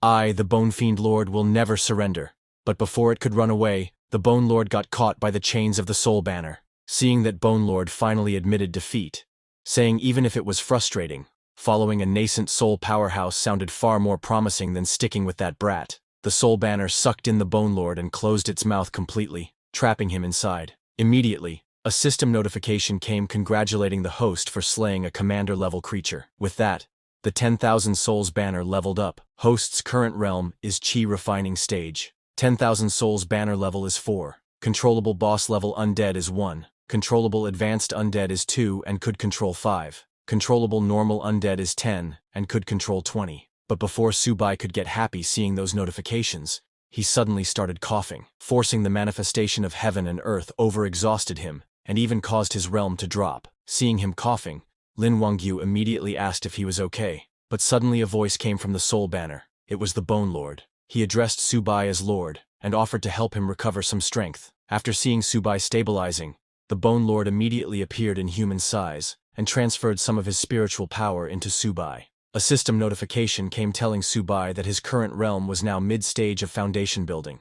Seeing that, Subai smiled because it was a step beyond his previous stage of foundation building. He understood that the soul energy in the 10,000 Souls banner gave him extra boosts. Subai turned and told Bone Lord it was quite thoughtful, offering his spiritual power to him. Bone Lord and Subai now knew that since it belonged to his banner, it served him alone, and only hoped he would trust it. Bone Lord was acting like that because after seeing the manifestation of heaven and earth, and that divine weapon infused with phoenix power, it understood that Subai must have been in the nascent soul realm before arriving in this world, and with that foundation, he would surely reach the peak once more. And if it served him well and followed in his footsteps, it too could rise to the top again. Thinking all that, he could not stop himself from laughing. Worried, Lin Wangyu asked Subai again if he was okay, because just now, she saw blood at the corner of his mouth. Seeing her all worried about him, Subai got more confused. He really didn't get why Lin Wangyu and the others tried to assassinate him before the transmigration, but he guessed it didn't matter anymore. The attempt already happened. The reason didn't matter. What mattered now was figuring out this world, and getting more spirit stones. He then turned to the soldier's captain and asked him to take them to see Li Zhenghao. The captain said yes, also addressing him as Lord Subai, but when they turned to leave, they saw that hundreds of zombies had surrendered to them. Seeing that, Subai got annoyed, saying, "These zombies just keep coming." Just then, Bone Lord came out of the soul banner in its spirit form and shouted at the zombies, "Blind beasts, don't you kneel when you see our lord." Hearing Bone Lord's words, those zombies slowly backed off and created a path for Subai and his team to go. Seeing that, a soldier got too shocked and told his friend that Captain Xiao just said Subai could take on 100 by himself, and he didn't believe it. But this wasn't fighting 100. These zombies were kneeling and showing submission. The soldier said, "This Subai is terrifying. Ability users are like gods." Even Teacher Li was amazed, thinking, "This young man is remarkable. That golden phoenix from earlier, and the ability to harvest and command souls. In this chaotic post-apocalyptic world, could he become the new hero?" Meanwhile, in a faraway house, it was the house of that glasses guy's master. He reported to his master that the Bone Fiend Lord was killed. Hearing that, his master got shocked, saying it's impossible. The glasses guy sent some pictures, telling his master it's the truth. He wouldn't dare make false reports. These were some images captured from the scene. When that glasses guy's master saw the techniques Subai used, he immediately recognized that it was the manifestation of heaven and earth and Phoenix Fury Sword, because he was none other than Subai's disciple, who provoked his other disciples who killed Subai. He immediately recognized that it was his master Subai. He was very angry seeing that his master had arrived in this world too, and his master's progress was faster than his. He knew that he must hurry and find the junior sisters. He told the glasses guy that he recognized this Subai, and ordered the glasses guy to mobilize all his forces and kill him as soon as he stepped into the prison land. He also told the glasses guy that if he failed, then he should kill everyone inside the prison lands. The glasses guy told his master he understood. On the other hand, Subai, along with his team, arrived at the place where Teacher Li's father, Li Zhenghao, was trapped with other survivors. When those survivors saw that there was a group of skeleton zombies outside, they got scared and asked Li Zhenghao what they should do. Li Zhenghao told them not to worry. He had information about the spirit cave, and that they all needed it. It was the prison land that the glasses guy was talking about. They had kidnapped Li Zhenghao and his team to get information about the spirit cave. But suddenly, a guy from Li Zhenghao's team saw Subai and others. He got very excited and asked others to look. Someone was coming to rescue them. He also recognized Teacher Li, and told Li Zhenghao that his daughter was here too. Everyone looked out the window and saw that it was an ability user so powerful that even the zombies were kneeling before him. But as Subai and others were going towards that building, suddenly Lin Wangyu saw something coming towards them and called Subai. It looked like a huge shuriken blade moving very fast. Seeing that, Bone Lord immediately came out, telling his master Subai not to panic and to leave it to him. Bone Lord used his huge mace to block that giant shuriken blade, but just as he blocked it, a skeleton ninja came out and kicked him hard, pushing Bone Lord back. That skeleton ninja recognized Bone Lord, and was surprised to see that it wasn't dead, and that it even switched sides. Bone Lord stood beside Subai, and told the skeleton ninja that this was his new master. He warned the skeleton ninja to get out of his way quickly if he was smart. Seeing Bone Lord's arrogance, the skeleton ninja smiled and asked, "Who are you to command me?" Skeleton ninja ordered his skeleton subordinates to attack them, saying, "Master said, kill them, and you'll be greatly rewarded." When Subai saw that skeleton ninja, he immediately realized that this skeleton ninja was like the Bone Lord, seemingly at the Golden Core realm, but actually just at the peak of Foundation establishment. He took out the sword from before again, and asked Lin Wangyu to watch closely. He threw the sword at the skeleton ninja and used his phoenix cry. The whole sword turned into a fire phoenix and charged at the skeleton ninja. Seeing that fire phoenix, Lin Wangyu got a familiar feeling, but she didn't understand why she couldn't remember anything. When the skeleton ninja saw the fire phoenix, he realized that it was a divine artifact, but it was already too late, and neither the skeleton ninja nor his subordinates could move. Subai knows that there is no need to further exhaust himself. At Foundation Establishment mid-stage, wielding Phoenix Cry, he can already defeat those at the peak of Foundation Establishment. He told Bone Lord that now the skeleton ninja is all his. Hearing that, Bone Lord got very excited, saying that's just what he wanted. He thanked his master for giving him this chance. Bone Lord immediately jumped at the skeleton ninja to destroy him with his own hands. Because of the fire phoenix, the skeleton ninja could not escape. It got hit by Bone Lord's mace, and its head went flying. Immediately, a system notification came congratulating Subai for killing a commander-level creature. His experience points increased. Seeing that his experience increased but there was no level up, Subai got a little disappointed. On top of that, the level 4 10,000 Souls banner can still only control one boss-level undead. But Subai didn't think much of it, and asked Bone Lord if it could handle this skeleton ninja's golden body. Hearing that, Bone Lord got surprised. Subai told Bone Lord that maybe it would help him break through to the next level. Hearing that, Bone Lord got very happy and thanked Subai for his grace, saying he would serve him with utmost loyalty, even unto death. Immediately Bone Lord started devouring the skeleton ninja's body. He was laughing at the skeleton ninja because, thanks to joining Master Subai, he survived. Otherwise, it would have been the one getting devoured. As Bone Lord devoured the skeleton ninja's body, its whole body got full of energy. He laughed and told Subai that after consuming the skeleton ninja, its power was now firmly at the Golden Core realm, and if it encountered this blood zombie again, it could take on 10 of them. Seeing that Subai killed the skeleton ninja with one strike, the people trapped in that building got very happy, thinking they were saved. A guy said, "This young man is the most powerful ability user I have ever seen." But suddenly, a shadow landed on top of that building's rooftop, and seeing that, everyone stopped talking. Before they could do anything, that shadow broke the glass window of the building, scaring all the people trapped inside. That shadow was a huge bird-like monster, whose whole body was made of Boke. That Boke Birdman roared and sent out a sound wave so powerful that it broke all the glass windows of the building. As the sound wave went towards Subai and others, Bone Lord came forward to protect them, telling Subai to be careful. When Subai saw that this Birdman was a genuine Golden Core realm with full spiritual energy, he got very excited, thinking if he could kill it, he would surely break through to the peak of Foundation Establishment, and the 10,000 Souls banner would also break through to level 5. On the other hand, people trapped inside the building got very scared seeing that it was the Bone Bird Man. They started shouting that they were done for, that they were all finished. They thought even Subai, who slew the skeleton ninja, might be powerless against the Bone Bird Man, because the team of ability users who rescued them earlier killed zombies like they were chickens. But when the Bone Bird Man appeared, they were instantly killed. It took less than 5 seconds. All 12 ability users died without even putting up a fight. After sensing the Bone Bird Man's power, even Lin Wangyu got scared, thinking it was over. They were truly finished. On the other hand, inside the building, when Teacher Li's father saw everyone panicking, he asked everyone to please hold on a bit longer. They must believe in the young man by her daughter Jingya's side. That glasses guy was also there, looking at them from a faraway building. He was the one controlling all those monsters who attacked Subai. He was very excited because his master wanted him to kill Subai, but didn't believe he could. So the glasses guy had decided to kill Subai and show his master. That's why he summoned the Bone Bird Man, a Golden Core realm monster with 5 clones, each with different abilities. He smiled and waited to see how Subai would handle this. When that Bone Bird Man saw that Subai was a Foundation Establishment mid-stage cultivator,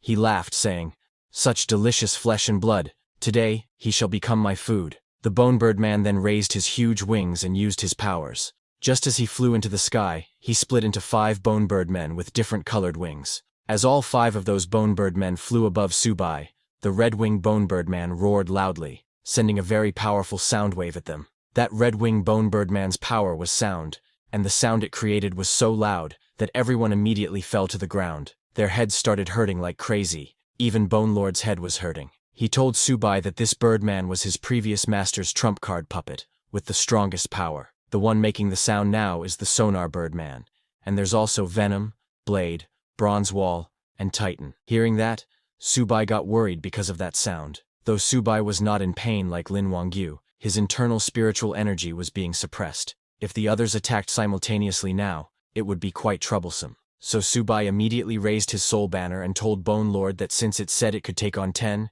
he would leave this to him. Bone Lord immediately jumped at the Bone Bird Man, telling Subai to leave it to him. Bone Lord immediately jumped to attack the Red Bird Man, but the Yellow Bird Man used its huge wings to block his mace. Then the Blue Bird Man came and shot blade-like wings at Bone Lord. While both of them were fighting, the Purple Bird Man charged at Subai and the others. When Subai saw it coming, he immediately took out his sword to fight. Just as the Purple Bird Man got near, Subai used his Phoenix Force sword division technique and swung with full power to attack the Purple Bird Man. But the Purple Bird Man quickly stopped himself and then swung mid-air to attack Subai with its sharp wings. Subai ducked down to dodge its wings, but got cut on his arm. Seeing the blood dripping from his arm, Subai realized that this sound wave was too powerful, affecting both his speed and accuracy. His strength was now less than even early Foundation establishment, and he couldn't overuse the Divine Avatar technique again, because using it repeatedly in a short time would shatter his soul. Subai now didn't understand what he should do next. But Subai is the mighty emperor, and has slain demon kings before. He knows that this mere Birdman is just a matter of time. Once he breaks through the Sonar's influence and regains his strength, with the Phoenix Cry Sword, he will have a chance. He raised the soul banner and released all his zombies and slaves, ordering them to charge. Subai's zombies and the giant snake charged towards the Birdman, but even all of them were no match for the Birdman and his clones, who were flying into the air and using 5 different powers. As Subai was struggling, suddenly one attacked him from behind, injuring his back. As Subai fell to the ground, that Birdman laughed at him for trying to stop the sonar power, saying it was impossible. Seeing them laughing at his master, the Bone Lord got furious and challenged the Birdman, saying, "Aren't you Su Haoji's trump card? Is this all you've got?" Hearing that, the Green Birdman attacked the Bone Lord, mocking him that his strength was spent. Yet he still tried to talk tough. It told the Bone Lord that even breaking through to Golden Core meant nothing, because under the sonar power everyone was on the ground, unable to fight back. Teacher Lee was very scared to see that this Birdman's one cry made everyone paralyzed. Even the soldiers were scared, saying this skeleton Birdman was an abomination. How could they possibly defeat it? Lin Wangyu said, "It's over. Everyone is going to die here." Seeing their condition, the glasses guy laughed because his master said he couldn't kill Subai, but now Subai was completely defenseless. He told them to enjoy being tortured to death slowly by the Bone Birdman. Seeing them all struggling, Teacher Lee's father came to the window and shouted, telling Subai to stop fighting because he couldn't beat the Birdman. He begged Subai to run, to please take Li Jingya and leave this place. Seeing that there was no way out, annoyed, Subai wondered if he really had to use that move. But before he could do anything, suddenly a strike came flying towards the Birdman. It hit the Red Birdman, making it stop using the sonar power. Just as it stopped, a yellow-haired lady jumped into the air saying, "They are all too noisy." Then she used another stick to strike the Red Birdman on the head with full power, destroying its whole skeleton head. As it died, the sonar power ended, and everyone's headache stopped. Teacher Lee said it's great. Her head didn't hurt anymore. Lin Wangyu turned to ask if it was Subai who stopped it, but a soldier told her it wasn't Subai but a woman. Hearing that, they all looked at the yellow-haired woman. Teacher Lee was amazed to see her dashing figure. Lin Wangyu commented that she had a cold and beautiful face. Even the soldiers were shocked by the powerful aura that yellow-haired woman was releasing. Subai also stood up and thanked the yellow-haired girl, but that girl asked him to kill the enemy first, and when they were done, he should lend her the soul banner in his hand to play with. On the other hand, Subai's Bone Lord had regained his powers and immediately jumped to attack the Blue Birdman, shouting, "Dog Birdman, can't make a sound anymore, can you?" And with a single strike, he killed that Blue Birdman. Seeing that, the Purple Birdman flew into the sky to escape, but before it could escape, Subai's Phoenix Cry Sword came flying and cut the Purple Birdman's neck. The Purple Birdman fell to the ground and died while the Phoenix Cry Sword returned to Subai. Without the sound waves, these birdmen were utterly defenseless. The glasses guy immediately recognized that the yellow-haired girl using the staff is the Weapon King Chuan Yinyun. He could not understand why she was here, but he decided to do as his master said and kill everyone in the warehouse. The Green Birdman asked the Yellow Birdman, "Who's that staff wielder? Where did this wild one come from?" But the Yellow Birdman reminded him that it was just the 2 of them left, and their master had said if they couldn't kill Subai, they should kill everyone in the warehouse. On the other hand, the people inside the warehouse felt relieved to see that Subai and his team had killed 3 of the birdmen, and now only 2 remained. They thought they were saved. They thanked heaven and Subai. Teacher Lee's father confidently declared that now no one could stop them from surviving. But just then, the yellow and green birdmen charged towards the warehouse at full speed. Seeing that they were targeting the warehouse, Teacher Lee shouted, asking Subai to please save her father. Knowing that Teacher Lee's father had information about the spirit stones, Subai ordered Bone Lord to stop those two birdmen. Bone Lord charged at them, shouting, "Birdmen, don't you dare run away!" He swung his huge mace and struck the yellow birdman with full power, destroying its whole body. But the green birdman used the opportunity and reached the warehouse. It smashed through the window and entered. Seeing that, everyone inside panicked and ran, but there was no place to escape. Immediately, the green birdman opened its mouth and released a green fog. Everyone who inhaled that green poison immediately fell to the ground. The green birdman laughed, telling them to taste the flavor of absolute poison. Teacher Lee's father also breathed in that poisonous gas, and while calling his daughter's name, he collapsed to the ground. Seeing her father dying, Teacher Lee ran towards him, but Lin Wangyu called her from behind, saying if Teacher Lee went there, she would die from inhaling the poison mist too. Teacher Lee could not reach her father, and could only watch him die. This made her too angry, and she gritted her teeth in frustration. Her anger was so strong that suddenly her body started glowing with purple energy. She screamed in agony and unleashed her power. Seeing that, the yellow-haired lady Yin Yun realized that Teacher Lee was about to awaken, but it seemed she couldn't handle this awakening power. Seeing Teacher Lee, Bone Lord thought that her energy was chaotic, that she might die from her body exploding. When Subai sensed Teacher Lee's energy, his expression darkened. From her energy, he wondered if she had actually awakened this kind of ability. He immediately grabbed the unstable Teacher Lee and flew into the sky, because for him, it was just chaotic energy. As the Immortal Realm Emperor, he had countless disciples, and this was nothing new. It was child's play for him. He raised his soul banner and ordered it to form a barrier around them. As the barrier formed, Subai immediately started channeling his energy into Teacher Lee's body, knowing that with proper guidance, it often yields twice the result with half the effort. When Lin Wangyu saw Subai and Teacher Lee like that, she felt that this scene was too familiar to her. She saw a vision in her mind where she was standing in front, and Subai was behind her, channeling energy into her. Seeing that vision, a word came into her mind, Master. She could not understand why she felt a bit sour seeing Subai and Teacher Lee together. After a few minutes, Teacher Lee came down to the ground. She had calmed down after Subai guided her through her awakening. As he came down, he asked Teacher Lee to try out her ability and give this birdman a good punishment. Hearing that, the green birdman laughed, asking Subai who he was trying to fool. He challenged them to see who could stop him. Saying that, he immediately turned around and started running away. Seeing him run, Teacher Lee shouted, "Birdman, your wings have malfunctioned. You've fallen to the ground." Just as she said that, suddenly the birdman's wings malfunctioned in reality, and immediately he started falling to the ground. He could not understand what was going on. How did his wings really malfunction? And just like that, the green birdman fell to the ground, unable to fly anymore. Seeing that, everyone was shocked, asking what kind of overwhelming power this was. Lin Wangyu could not believe her eyes, that just by saying a few words, it actually came true. Bone Lord suspected, could this ability be? Before he could finish, Teacher Lee confirmed it, saying, "That's right, this ability is called Words Become Reality." Now her words were truth, her words were reality. She admitted that of course, it was also thanks to Subai's guidance that she mastered this ability. Subai then ordered Bone Lord to slay the birdman, and asked Teacher Lee to go save her father quickly. Teacher Lee said understood and left. On the other hand,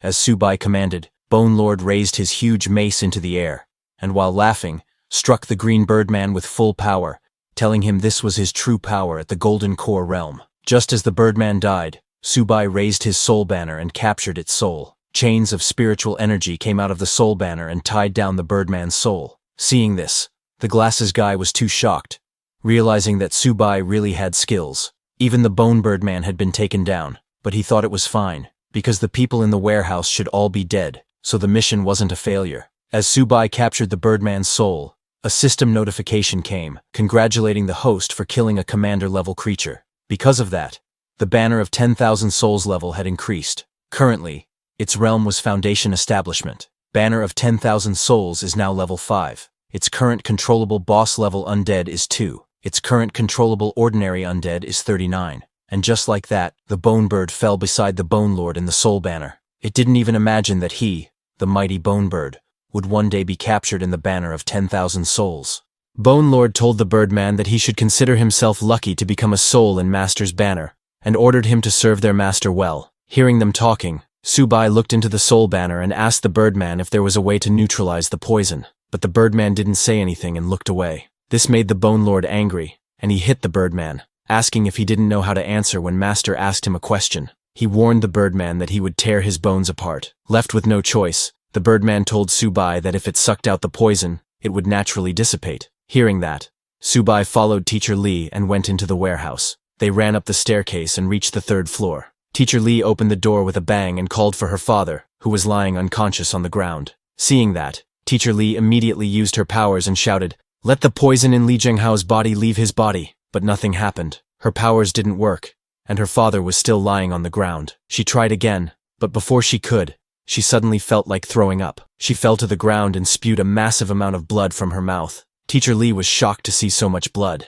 Subai told her that the words become reality. Ability was powerful and versatile, but it was extremely demanding on spiritual energy and one's own strength. Once overdrawn, at best she would fall into a coma. At worst, it could damage her marrow and bones, or even cost her life. Subai continued, telling Teacher Lee that she was lucky this time to only cough up blood. He warned her that if she pushed herself too hard next time, it might cost her life. He then raised the soul banner and ordered the Birdman to come forth, warning him that if Teacher Lee's father died, the Birdman's soul would scatter and vanish too. Hearing that, the Birdman got scared and immediately came out, saying he would do it right away. He went towards Teacher Lee's father and started sucking out the green poison mist from his mouth. The Birdman used his full power and drew out all the poison from his body. He then turned and told Subai that the poison had been in his body for too long, so he managed to save his life, but it was hard to say when he would wake up. Hearing that her father's life was saved, Teacher Lee immediately rushed to check on him. On the other hand,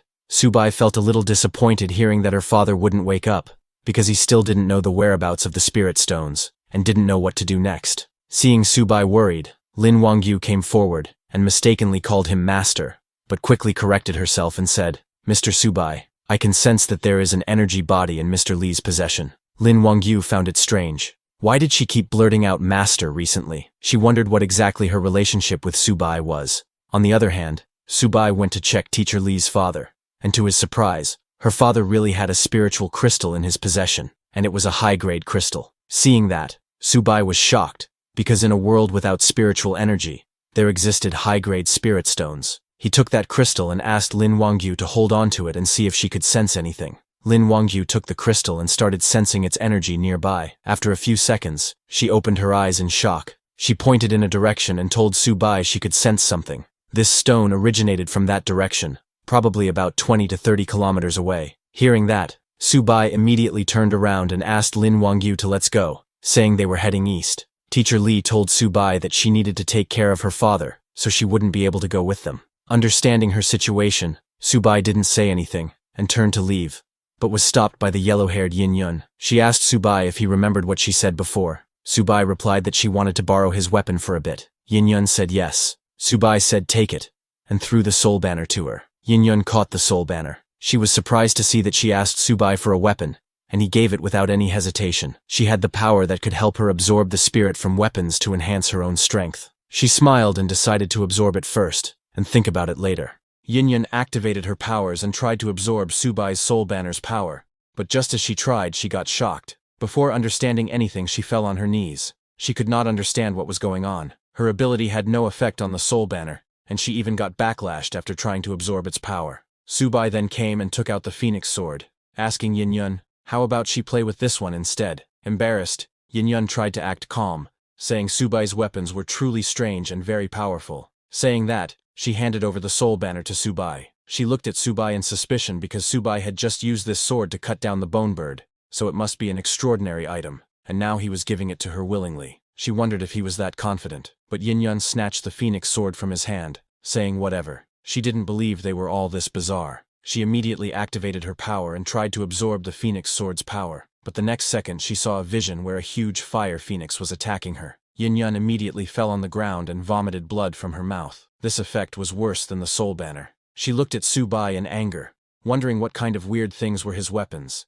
Countless souls, and now a divine phoenix. Now she wanted to know exactly who he was and what his ability was. When Subai saw her looking, He smiled. He had realized that her ability was absorbing the spirit of weapons, and it was quite common in that world. But unfortunately, the Phoenix Cry Sword was a divine artifact, and the banner of 10,000 souls was given by the system, even beyond a divine artifact, and she was only at the peak of Foundation Establishment realm. Embarrassed for the second time, Yin Yun handed over the Phoenix Sword to Su Bai, saying Mr. Su's divine weapons were truly impressive. Su Bai then asked her to come with him, and all the weapons they seized along the way would be hers. She was surprised to hear that. She turned and said, "It's a deal." Meanwhile, inside the Soul Banner, Birdman called Bone Lord an old schemer because it even absorbed Yin Yun's spiritual energy. Bone Lord laughed and told the Birdman that it did it all for Master and asked it to watch and learn. Bone Lord then used sound transmission and told Su Bai that it had just absorbed some spiritual energy from that girl for him to help him break through. Hearing that,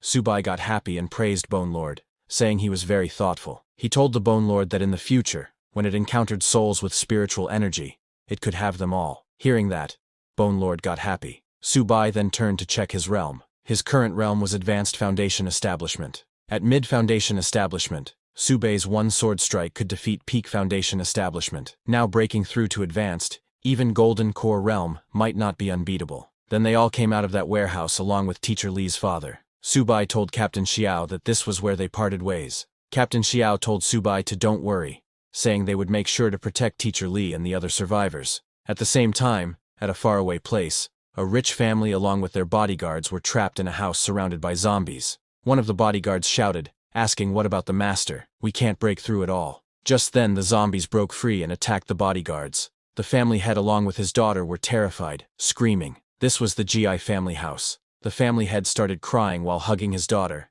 saying his G family had struggled for 100 years to finally reach the top of the wealthy, and now they faced the apocalypse. He shouted, asking who would save his G family and his daughter. Just then, somebody came there with lightning speed, and with a swing of his sword, he sliced those zombies into pieces. It was none other than Su Bai's disciple Shen Yunbin, who had collided with other disciples to kill Su Bai. When G family's bodyguards saw him, they immediately told their master that it was ability users, explaining that they were too strong, like war gods. Hearing that, the G family head and his daughter got very excited, thinking they were saved. Yunbin looked at the G family daughter, calling her fake Shui, saying long time no see. Hearing that, the G family head got shocked and turned to his daughter, asking if they knew each other. His daughter immediately declined, saying no, but admitted that she felt like they had met before. Yunbin got close and patted fake Shui's head and called her Little Snow, explaining to her that she was his dear junior sister. Hearing him call her junior sister, Little Snow immediately remembered everything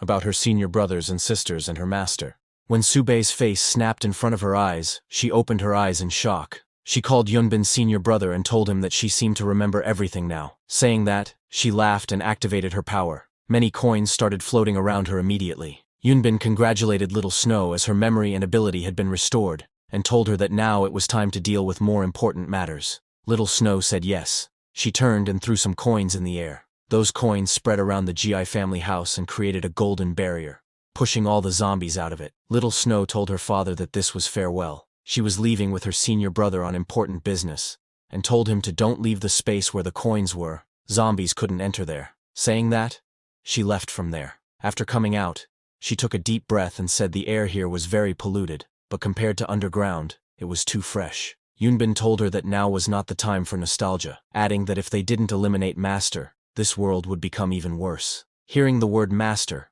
a smile came on Little Snow's face. She smiled and said, "My beloved and respected master, why did you do this? Since you're not dead, my senior brother and I will have to continue our righteous patricide." Yunbin told her that their master was now heading to the spirit cave, so they must get there first, obtain the spirit stones, and then kill him. Meanwhile in the city, Yunbin's disciple, that glasses guy, was standing on the rooftop of a building. He was shocked to see that his mission failed, but he laughed because in his eyes, there was no such word as failure. He decided that as long as he killed Su Bai and his master gave him that thing, he could return to his own world. On the other hand, while Su Bai, Lin Wangyu, and Yin Yun were going, some people who were getting attacked by zombies asked for their help saying, "Ability users, save me." But Su Bai just walked past them. Seeing those people, Lin Wangyu asked Su Bai if they were really not going to save them. Hearing that, Yin Yun called her naive, explaining that they couldn't save everyone. In the apocalypse, improving their own strength was key.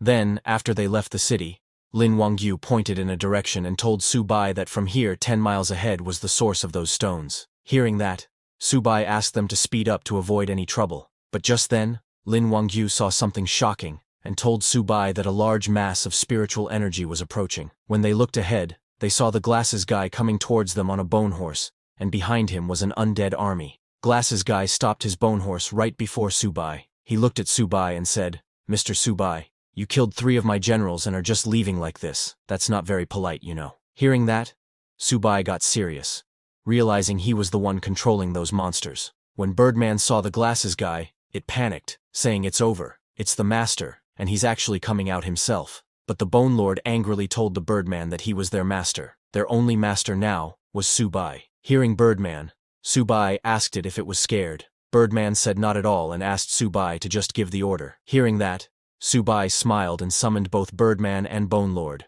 ordering them to go and test the enemy's strength. Seeing them coming, Glasses Guy laughed, saying how presumptuous. He called the Bone Lord and Birdman, asking if they had forgotten his tireless teachings. How dare they draw their weapons against him? Just as he said that, the ground below Bone Lord and Birdman broke, scaring both of them. Immediately the whole surrounding changed. The Bone Lord and Birdman flew onto a piece of land in the air and sat on the ground all scared. Seeing that, Yin Yun got shocked, saying this guy's voice had some kind of ability to interfere with people's minds. Su Bai immediately realized that it was a mental interference ability, and asked everyone to cover their ears. But Yin Yun didn't listen to Su Bai and jumped to attack the Glasses Guy, saying what's so great about that. She raised her staff to attack, shouting, "Eat my staff, you bastard." Seeing her, the Glasses Guy laughed, saying such a beautiful young lady, how can you be so crude? Saying that, he used his power on Yin Yun. Before Yin Yun could get near him, her mind got hit. She immediately fell in front of the Glasses Guy, unable to do anything. Her personality changed completely, and she started crying like a baby, calling her mama. Seeing her like that, Su Bai used the Soul Banner to communicate with Bone Lord, asking it if the Glasses Guy could create illusions too. Bone Lord told Su Bai that the Glasses Guy's entire body was full of mental control realms. His voice, his eyes, even every pore and cell. Hearing that, Su Bai smiled, saying mental control, quite an impressive ability. However, blocking mental control wasn't that difficult. Su Bai then swung his hand in the air and used a technique. He gathered spiritual energy from the surroundings and created an energy layer over his body. This energy layer covered Su Bai's whole body along with his head and arms. When the Glasses Guy saw Su Bai blocking the perception of every part of his body, he laughed and asked, "How will Su Bai fight then?" But just as he completed his words, Su Bai immediately attacked him with the Phoenix Sword, telling the Glasses Guy to worry about himself. The Phoenix Fire hit the Glasses Guy, burning his whole body. He screamed in pain. Su Bai looked at him with a serious expression, because he saw through the Glasses Guy's acting. Glasses Guy mocked Su Bai, laughing, saying, "Can't catch me, can you?" He told Su Bai that he had seen all his tricks. They were nothing special. Besides, did Su Bai really think he was helpless, just because Su Bai had blocked the perception of every part of his body? Glasses Guy called his skeleton warriors and ordered them to farm ranks. Immediately Glasses Guy's skeleton warriors surrounded Su Bai, Lin Wangyu, and Yin Yun. Both Lin Wangyu and Yin Yun fell on the ground crying. Lin Wangyu also fell into an illusion, seeing Yin Yun as her child. She hugged Yin Yun, asking her to don't cry. Seeing that, Bone Lord panicked and told Su Bai that they had entered Glasses Guy's domain, explaining that he had set this place up in advance, and once they entered this domain, they couldn't escape his mental control. Just as Bone Lord said that, Su Bai also fell into Glasses Guy's domain. He found himself in his own world, cultivating in the air while his disciples were sitting in front of him. Su Bai's 5 female disciples were looking at him while their master, Su Bai, had completely stopped moving. Seeing that, Glasses Guy laughed, telling Su Bai that even with his impressive strength, he had still fallen when he met him. Glasses Guy decided to see what was actually in Su Bai's illusion. He entered Su Bai's illusion where he saw Su Bai teaching his disciples. There was Yunbin too. Su Bai told Yunbin that every detail must be perfect. A tiny error can lead to a huge difference. Yunbin said yes, master, and followed his words. When the Glasses Guy saw Yunbin, he got shocked. He recognized that this was his master. Glasses Guy's jaw dropped when he found out that his master was actually Su Bai's disciple. He got too confused, wondering who on earth was this Su Bai. Why did the master want to kill his own teacher? While Glasses Guy was lost in his thoughts, suddenly Su Bai turned around and looked directly at him. This surprised the Glasses Guy. Su Bai laughed, asking, "Have you finished watching?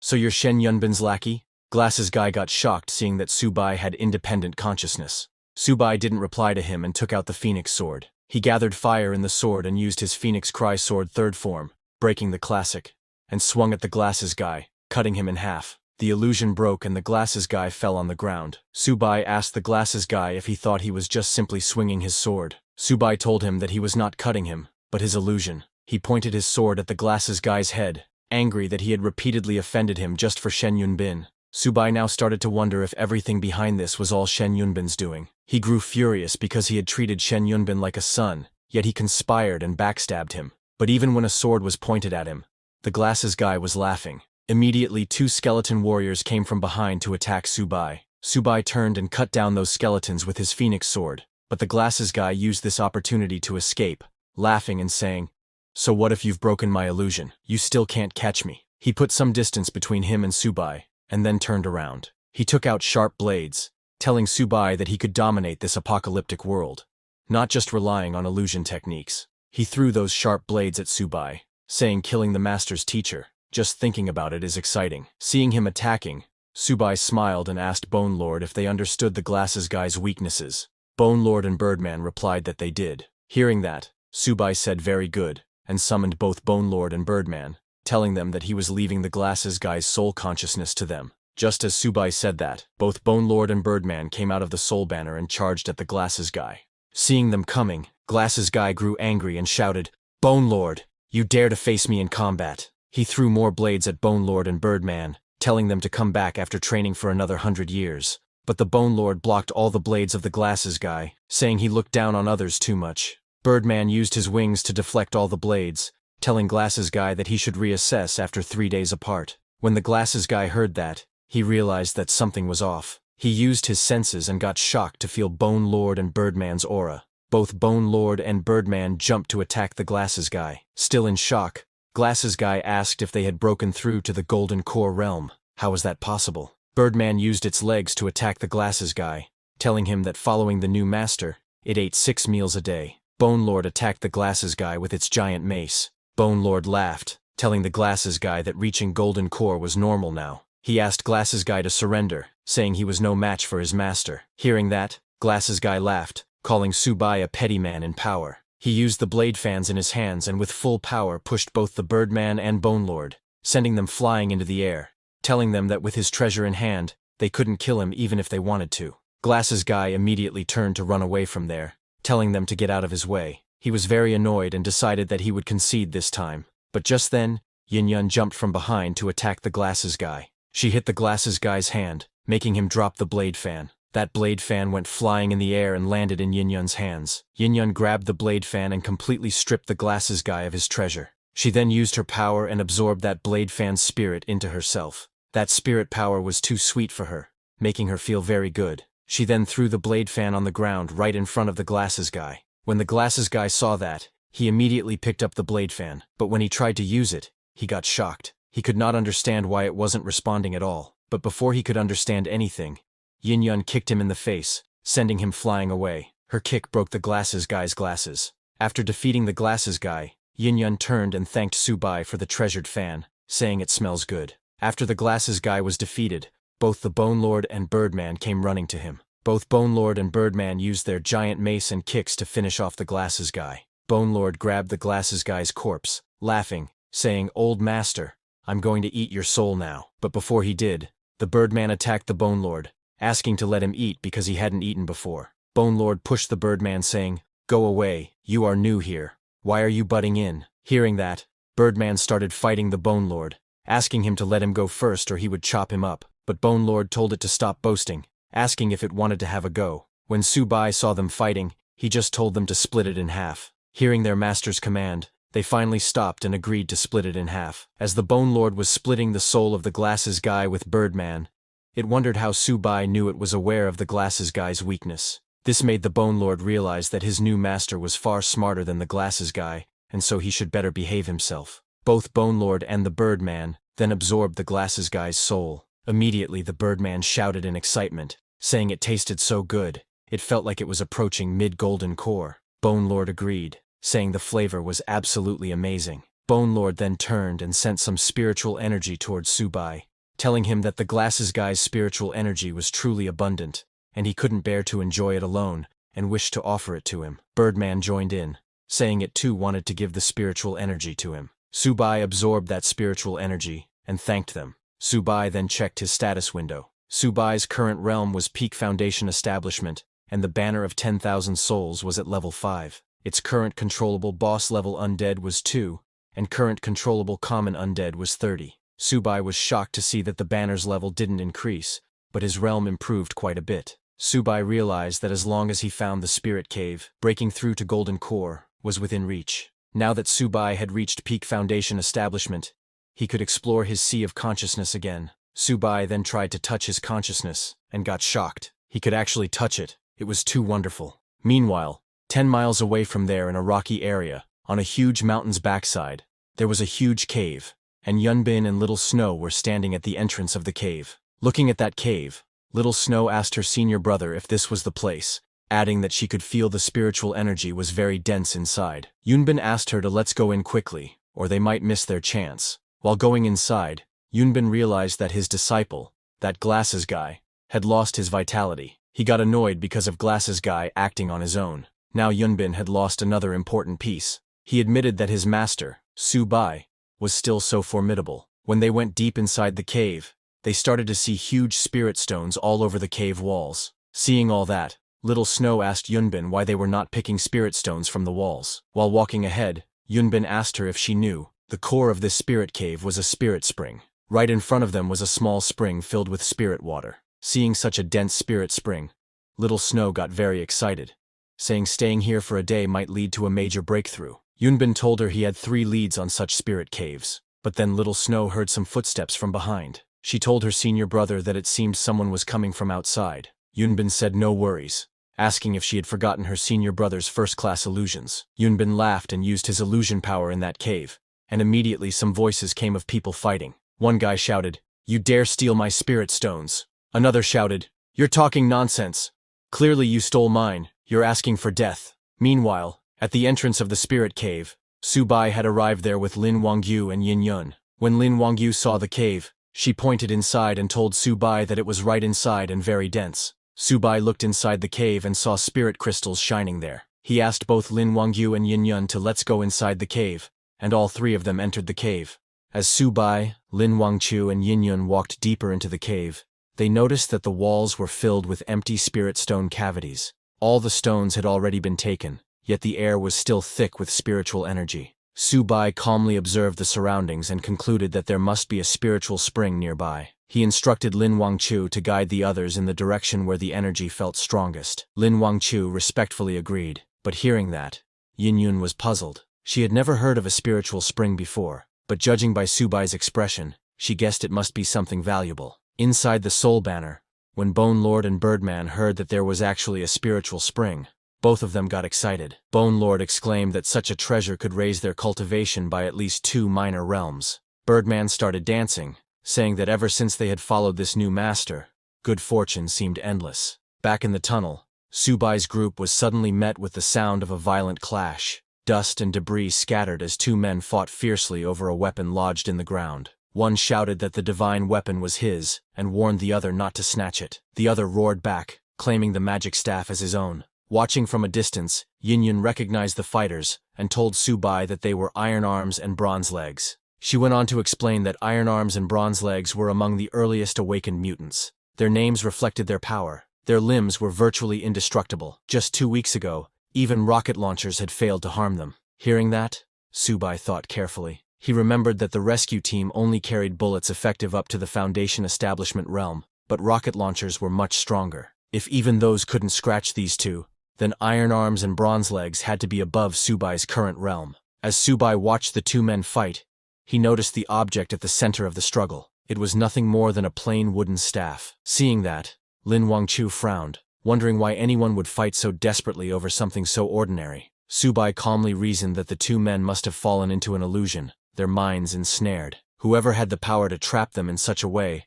had to be incredibly strong. Lin Wangchu suddenly pointed ahead and told Subai that the source of the dense spiritual energy was just inside. Subai's sharp eyes turned toward the direction she indicated. Lin Wangchu hesitated, placing a hand near her lips, as a strange feeling stirred within her. She whispered that the energy seemed oddly familiar. Subai's expression hardened as realization struck him. A cold light flashed in his eyes as he confirmed his suspicion. The one absorbing the spiritual spring was no stranger. It was his very own traitor. Suddenly, iron arms and bronze legs stopped their struggle for a moment, their eyes shifting towards Subai and his companions. Bronze legs muttered that he didn't like having spectators around and suggested they get rid of them. Iron arms agreed without hesitation. With a sudden roar, both men launched themselves forward, attacking at full speed. Seeing that, Yin Yun in the black combat suit stepped forward confidently. After absorbing the treasure fan earlier, her strength had surged. Smirking, she declared that she had energy to spare, and told Subai to leave those two to her.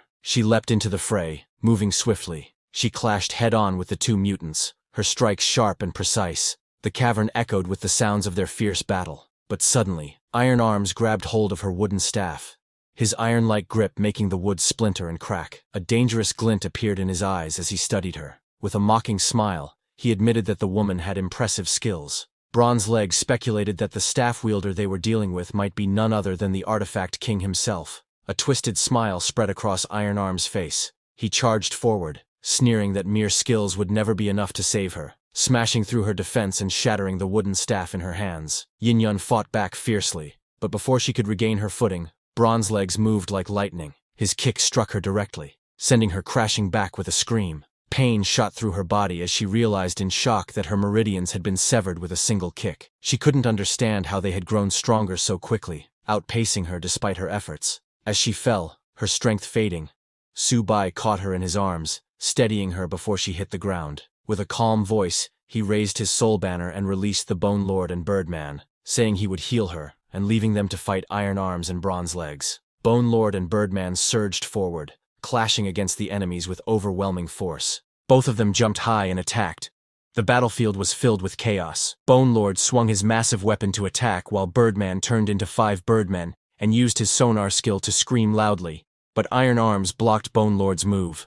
Amidst the clash, Subai rushed in, carrying a wounded Yin Yun in his arms. He threw the soul banner to form a barrier around them as he began to heal Yin Yun. Yin Yun's body was weakening because her injuries were severe. Subai looked down at her and spoke calmly, telling her that he would heal her meridians. He warned that it would hurt, but urged her to endure it. He then pressed his fingers together, forming a seal. Green spiritual energy flowed from his hands, wrapping around them both like a glowing current. His power seeped into her body, mending her broken meridians. Yin Yun gasped, sweat running down her face as the energy spread through her, pain mixed with relief, her voice trembling as she let out soft cries. Soon, her expression changed. The warmth of Subai's spiritual energy soothed her completely, easing the pain. She realized her meridians were regenerating, stronger than before. In awe, she wondered to herself, just who was Subai really? From a distance, Lin Wangqiu spotted the scene. Her face flushed.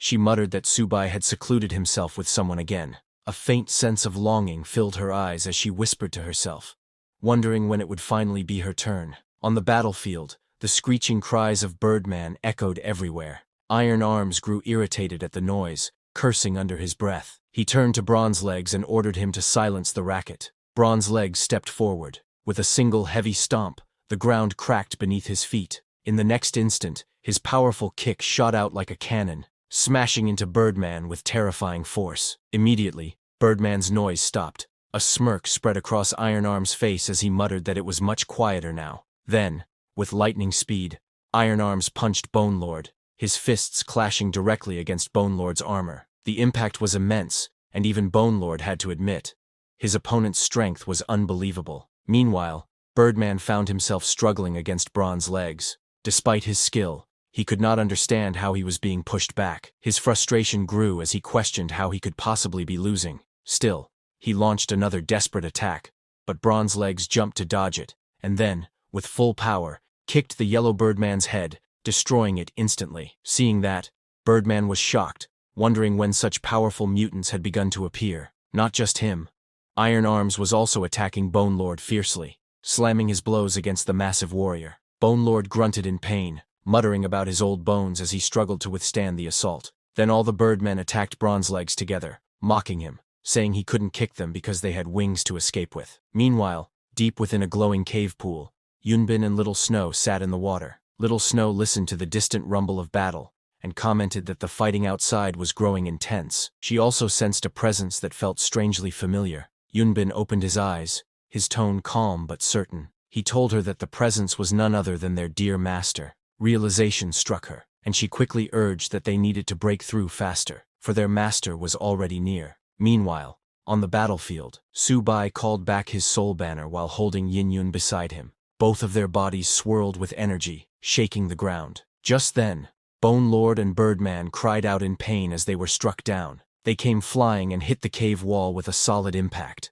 Weak and desperate, Bone Lord admitted to Su Bai that he was powerless here. Worried, Birdman suggested that maybe they should retreat. Iron Arms mocked Yin Yun, calling her the once great artifact king who had now fallen so low. Without hesitation, Bronze Legs ordered Iron Arms to stop talking and kill them. Seeing them coming, Yin Yun urged Su Bai to run, warning that their power had grown dangerous and unpredictable. But Su Bai stood firm, gripping his sword that burned with energy. Seeing that, Bronze Legs charged forward, scoffing at the glowing sword. He boasted that a single sword could never stop him, and shouted that he would break it in half with one kick. But as his leg met the blade, the fiery sword cut straight through. Bronze Legs screamed in shock, grabbing his bleeding leg. His eyes widened in disbelief as he cried out that this couldn't be happening. Seeing that, Bone Lord and Birdman shouted with excitement. They declared that their master's sword was no ordinary weapon. It was a divine blade. Not even the strength of Iron Arms or Bronze Legs could withstand its power. With great zeal, they praised their master, chanting that all should hail the sovereign. Bronze Legs, cloaked in black, suddenly cried out that he surrendered, yet he arrogantly added that if he chose to flee, no one could possibly stop him. Hearing that, Su Bai only smiled calmly and took out a rope from his inventory. Without hesitation, he lashed out the rope. The strike was swift and precise, binding the fleeing Bronze Legs. Bronze Legs fell hard to the ground, groaning in pain as he was dragged back. Desperately, Bronze Legs struggled against the ropes, but no matter how much force he used, the bindings held firm. Damn it, he thought, panic filling his chest. What kind of monster is this? It's like crashing into an iron wall. Seeing that, Yin Yun was shocked, realizing that despite Bronze Legs' strength being equal to hundreds of thousands of pounds, he could not break even a single thread. Su Bai stood tall with the rope still in his hand, his calm expression making the struggle of his opponent seem meaningless. He then gripped the rope tightly in his hand, and Bronze Legs screamed in fear. Su Bai explained that the rope he held was normally used to tie up his ox, but today, it would be used to bind his opponent instead. He told him to consider it an honor. Seeing Bronze Legs tremble, Yin Yun, in shock, questioned Su Bai. What kind of ox would need such a rope? Unable to believe it, scared Iron Arms stammered, asking Su Bai if it was a joke. Hearing Su Bai's words, Lin Wangchu's eyes widened as memories surfaced. She recalled a heavenly savage ox, a divine beast at the Tribulation Passage realm. The realization struck her. It was the immortal binding rope, but she couldn't understand why she remembered such a thing. None of it made sense to her. Struggling on the ground, Bronze Legs glared up, demanding that Su Bai fight him properly without the cursed rope holding him down. But Su Bai didn't listen. He swung his sword. Blood splattered across the battlefield as a fierce strike landed. Su Bai's commanding voice called out, ordering Bone Lord and Birdman to devour the fallen enemy's soul. Immediately,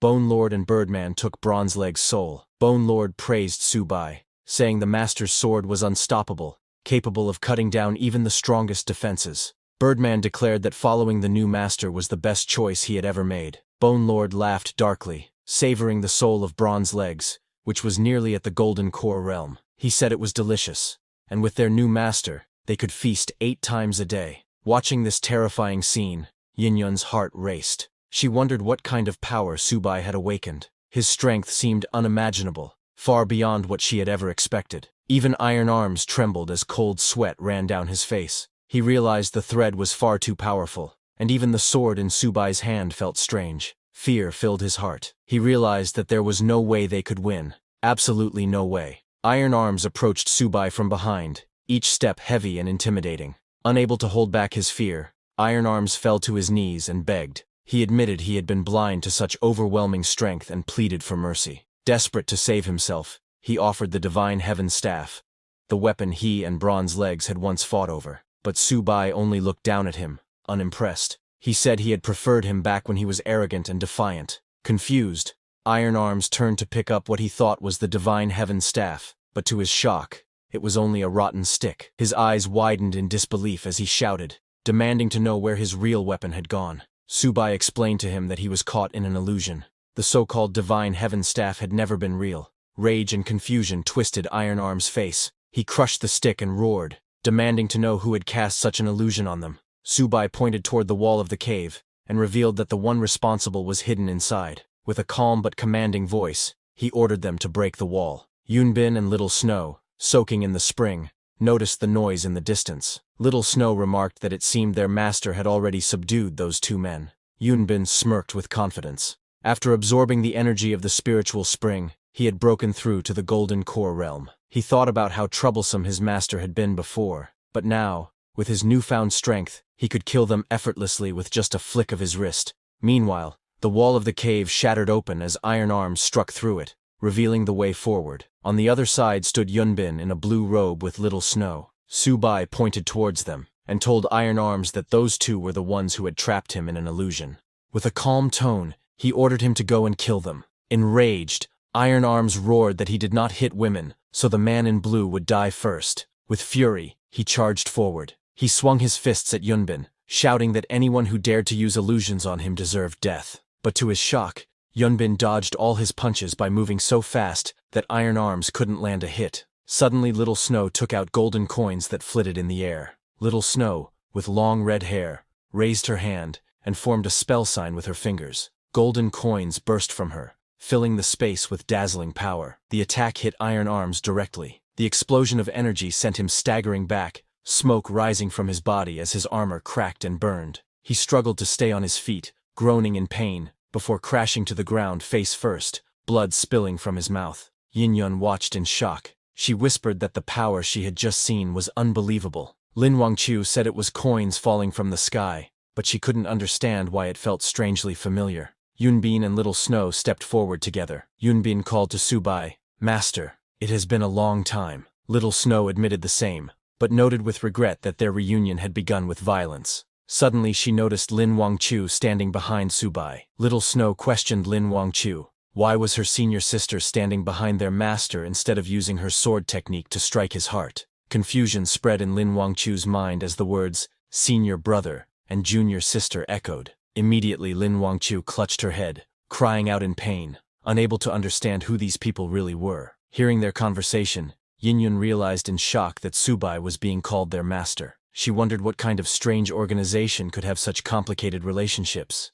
Inside the Soul Banner, Bone Lord and Birdman recognized Yunbin too. Bone Lord exclaimed that Yunbin had been the master of their previous master. Birdman was equally shocked to hear their previous master's master call Subai master. Subai's expression grew cold as he demanded answers. He asked Yunbin if the plan to kill him during his tribulation had been his doing, and if he had also manipulated that glasses guy. Anger flared in Subai's heart, as he reminded Yunbin that he had raised him for over 867 years, only to be betrayed. But Yunbin dismissed the questions, and suggested they draw their swords instead. Little Snow stepped forward, her presence commanding and dangerous. As she flitted in the air, she told her senior sister that she should stand by their side, otherwise she too would be eliminated. Little Snow was shocked and confused, her eyes narrowing as she saw something unexpected. Lin Wangqiu, standing confidently with determination, had stepped forward to protect Subai. Little Snow was stunned because she hadn't expected such defiance. The air grew tense as they faced each other. Little Snow shouted angrily, demanding if Lin Wangqiu even knew the kind of terrible things the Subai she was protecting had done. But Lin Wangqiu, standing firm, glared back and replied that from her point of view, they were the true wrongdoers. Her voice was filled with conviction. Even though she hadn't known Subai for long, Lin Wangqiu declared her faith in him. She shouted that if anyone wanted to harm him, they'd have to go through her first. Her courage infuriated Little Snow, who snapped back in rage, summoning her coins of power and shouting that Lin Wangqiu was asking for death. Just then, Yin-Yun suddenly jumped in front of Lin Wangqiu, blocking the incoming attack with swift movements. Coins spun wildly in the air after getting hit by her weapon. Yin-Yun grinned mischievously, saying she loved drama and fights. How could she miss such excitement? Then she taunted Little Snow, asking what kind of grudge she had with her own master. Hearing that, Little Snow glared ahead, holding glowing coins between her fingers. In an angry voice, she said that no one should dare pry into her affairs. As power surged from her hands, she shouted fiercely, telling Yin to ask her questions in the underworld instead. She released a storm of golden coins that shot forward with deadly force. Yin quickly raised her wooden staff and began spinning it rapidly, blocking the incoming coins. Her staff was a treasure, but she soon realized with worry that it was about to break under the intense pressure. Meanwhile, Subai stood silently nearby, watching Iron Arms lay motionless on the cracked ground. He then raised his staff high and commanded Iron Arms to come into his banner. A green light surrounded Iron Arms' body, pulling him into Subai's banner. His sudden arrival surprised Bone Lord and Birdman. Inside, Iron Arms looked around in shock, finding himself between two intimidating figures, the Bone Lord and Birdman. Still confused, Iron Arms asked what this 10,000 souls banner was. Subai said in a cold voice that if Iron Arms became his servant, he would be granted an undying body. Hearing that, Bone Lord clicked his tongue and said they had gained another comrade. Birdman crossed his arms and complained that it was just another mouth to feed. Iron Arms looked around in disbelief, feeling his body again. He couldn't believe he had been revived. He wondered if these two strange figures were now his companions. Clenching his metallic fists, Iron Arms shouted with determination that being a servant was fine. As long as he lived, there would always be a chance to rise again. Watching all this, Subai reflected on his past life. Back then, he had ruled through strict orders and harsh discipline, which caused his followers to betray him. But this time, he wanted to change. He decided that true leadership was about balancing kindness and authority. He faced his new servants and spoke sincerely, telling them that even though they were bound to serve him, he also saw them as his friends. He promised fair rewards for their efforts in battle, and vowed not to mistreat those who proved capable. Hearing that, all three of them knelt together, showing their loyalty. They shouted that they would devote their bodies and souls to their sovereign. Iron Arms also nodded with a faint smile, thinking to himself that these new companions seemed trustworthy. Then, as the next fight began, Subai summoned all three of them and gave quick orders. Birdman, protect Yin. Bone Lord, deal with Little Snow. Iron Arms, come with me. We'll fight Yunbin together. They all responded at once, ready for battle. Yin swung her staff fiercely, refusing to back down. Birdman joked that she should hide behind their sovereign, but she scoffed and shouted that she needed no protection. She clashed with Little Snow, her strikes breaking through waves of spinning coins. Just then, Bone Lord swung his huge mace to attack her, but Little Snow jumped and dodged his strike. Looking at Subai, she thought he truly was a demonic pathmaster, one who even used the 10,000 souls banner. With anger in her voice, she said she would destroy the banner's spirits first. Little Snow glared forward, her hands glowing with golden energy as lightning crackled around her. With a smirk, she asked Subai if he still remembered this move. Raising her hand, she gathered energy, forming a massive glowing copper coin above her. She swung her arm down with force, using her treasure fall technique. The giant coin descended with crushing power. Bone Lord below tried to resist but groaned in pain. He could barely hold himself up as the heavy coin pressed him down. This coin, it weighs more than Mount Tai, he struggled to say, his strength nearly giving out. Meanwhile, Iron Arms charged at Yunbin, shouting angrily, "You're the one who cast illusions on me! Take this fist!" He launched a powerful punch, but Yunbin didn't even dodge. He just stared at him with his white eyes. Iron Arms' eyes widened in shock as his body suddenly froze. He fell to the ground, confused and unable to move. Yunbin then looked at Subai and mocked, saying, "Master, have you fallen so low as to let trash lead your charge?" The iron-armed man twitched on the ground, furious and embarrassed, asking Yunbin who he was calling trash. But Yunbin completely ignored him and took out a sword. Holding it firmly, he acknowledged his teacher Subai's skill, admitting that everything he knew about swordsmanship came from him. With a determined look, he proposed a duel and suddenly attacked Subai with a powerful strike. The force of his swing tore through the ground, radiating energy. Lin Wangqiu nearby watched in shock. She was amazed that such a simple sword move could carry so much power. Subai also took out his phoenix sword and explained to Lin Wangqiu that this technique was called sword fall, a blade empowered by spiritual energy. He told her that it could destroy everything in its path,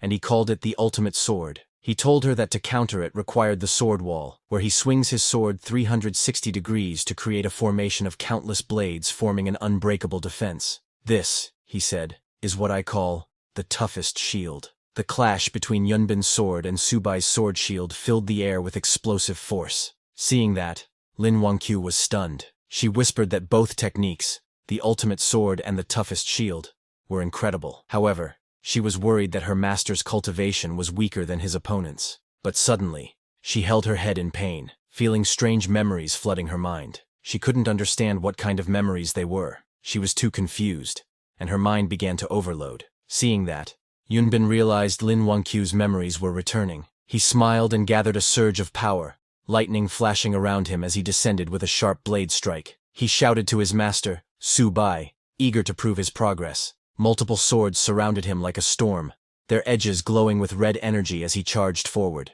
But Su Bai's shield blocked them, yet that wasn't Yunbin's real attack. With a fierce swing, he unleashed his true strike. With full power, he attacked again, but Su Bai's blade shield formed once more, blocking his assault. Su Bai remained still, his expression calm as the swords neared him. But before reaching Su Bai, Yunbin's sword suddenly stopped. Su Bai glanced at him, and with a smile, told Yunbin that his sword was sharp, but too fragile to withstand true strength. Seeing Su Bai stop his attack, Yunbin's eyes widened in disbelief. The next second, his blade shattered, and he was sent flying, crashing into the ground with a cry of pain. Seeing that, Lin Wangqiu was stunned. She praised Su Bai's incredible skill, realizing how deep and unfathomable his strength truly was. Yin Yun joined in, saying that even the most powerful sword could not pierce Su Bai's defense. His power stood far above their imagination. Even Little Snow was stunned, her eyes fixed on Su Bai. She thought to herself that their master was, as always, full of surprises.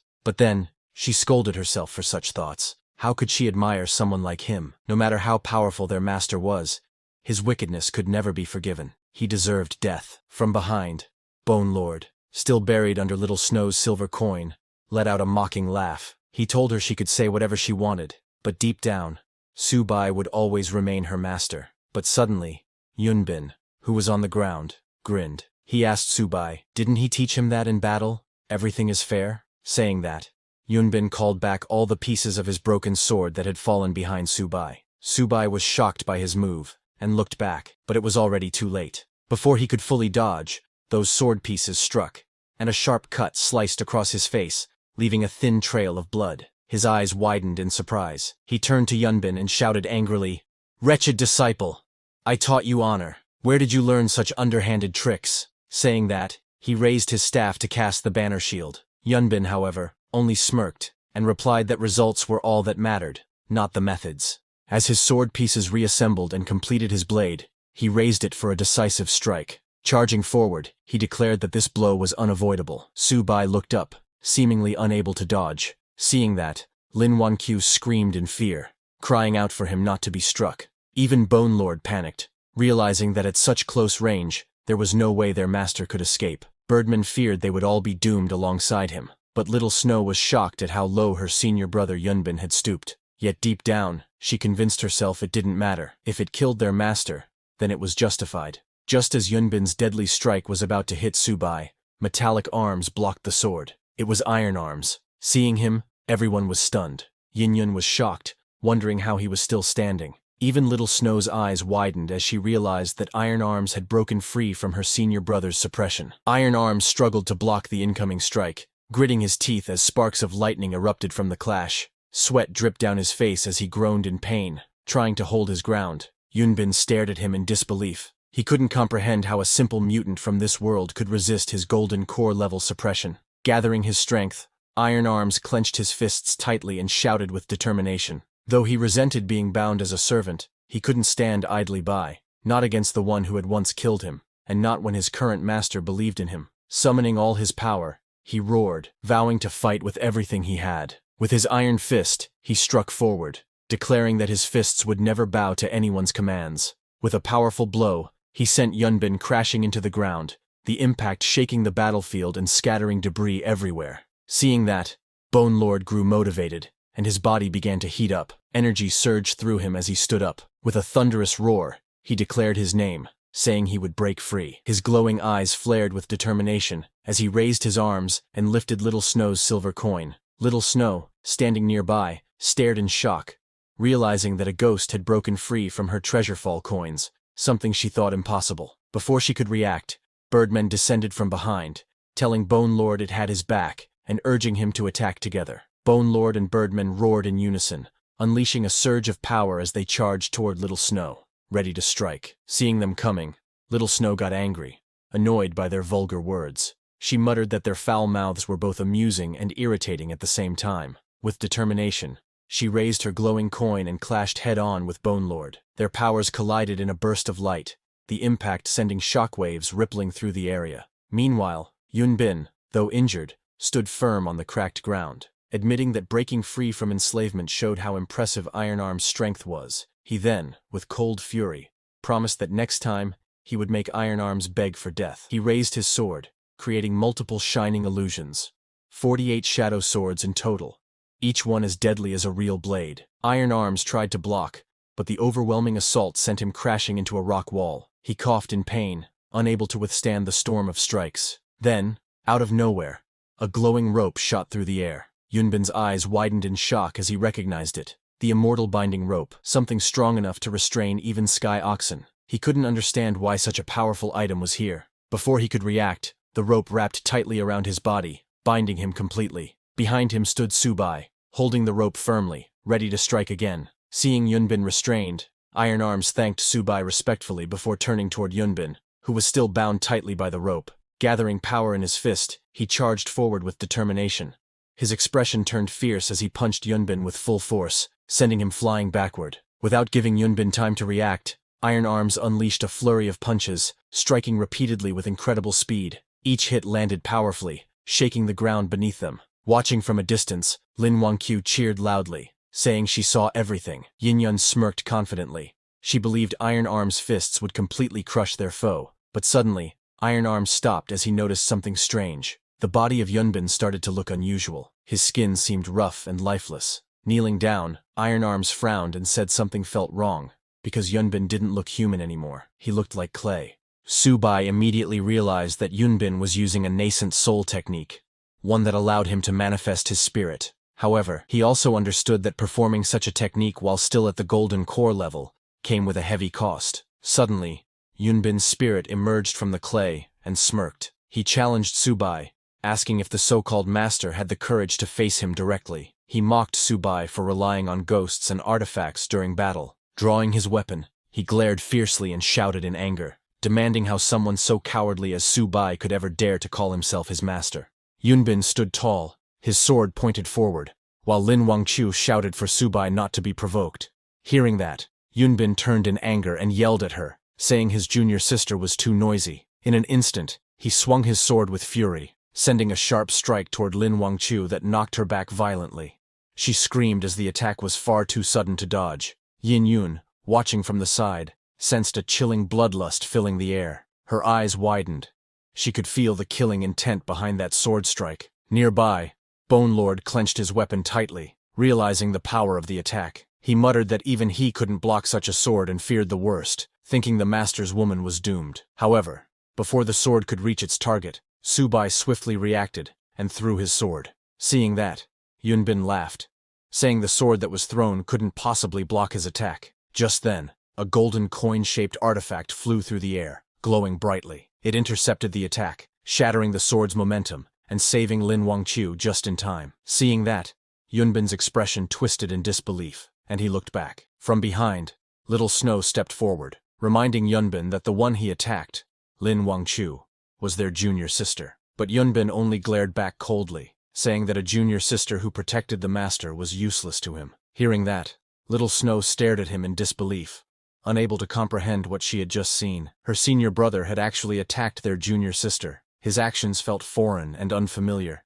as if he were no longer the person she once knew. Realizing what he had done, Yunbin looked startled and quickly tried to calm himself. He admitted that he had lost control in the heat of the moment. He turned to Little Snow and thanked her for blocking the sword. He said that if not for her, he might have seriously injured their junior sister, Wangqiu, and couldn't have forgiven himself. Hearing that, Little Snow looked at him with softer eyes, thinking that he was still the senior brother she respected. As they were talking, a loud splash echoed as Subai's sword plunged into the spirit spring. Everyone watched in shock as ripples spread across the surface. Yin Yun gasped, realizing that Subai hadn't blocked the sword for Lin Wangqiu. Instead, he had thrown it into the spirit spring. Bone Lord questioned the purpose of such an act, something he had never heard of before. Even Yunbin let out a mocking laugh, facing Subai with a twisted grin. He asked if his master had gone mad, his tone filled with disbelief and ridicule. But as he stood by the spring, suddenly the water rippled strangely. His sharp gaze followed the disturbance as the surface began to tremble. Suddenly,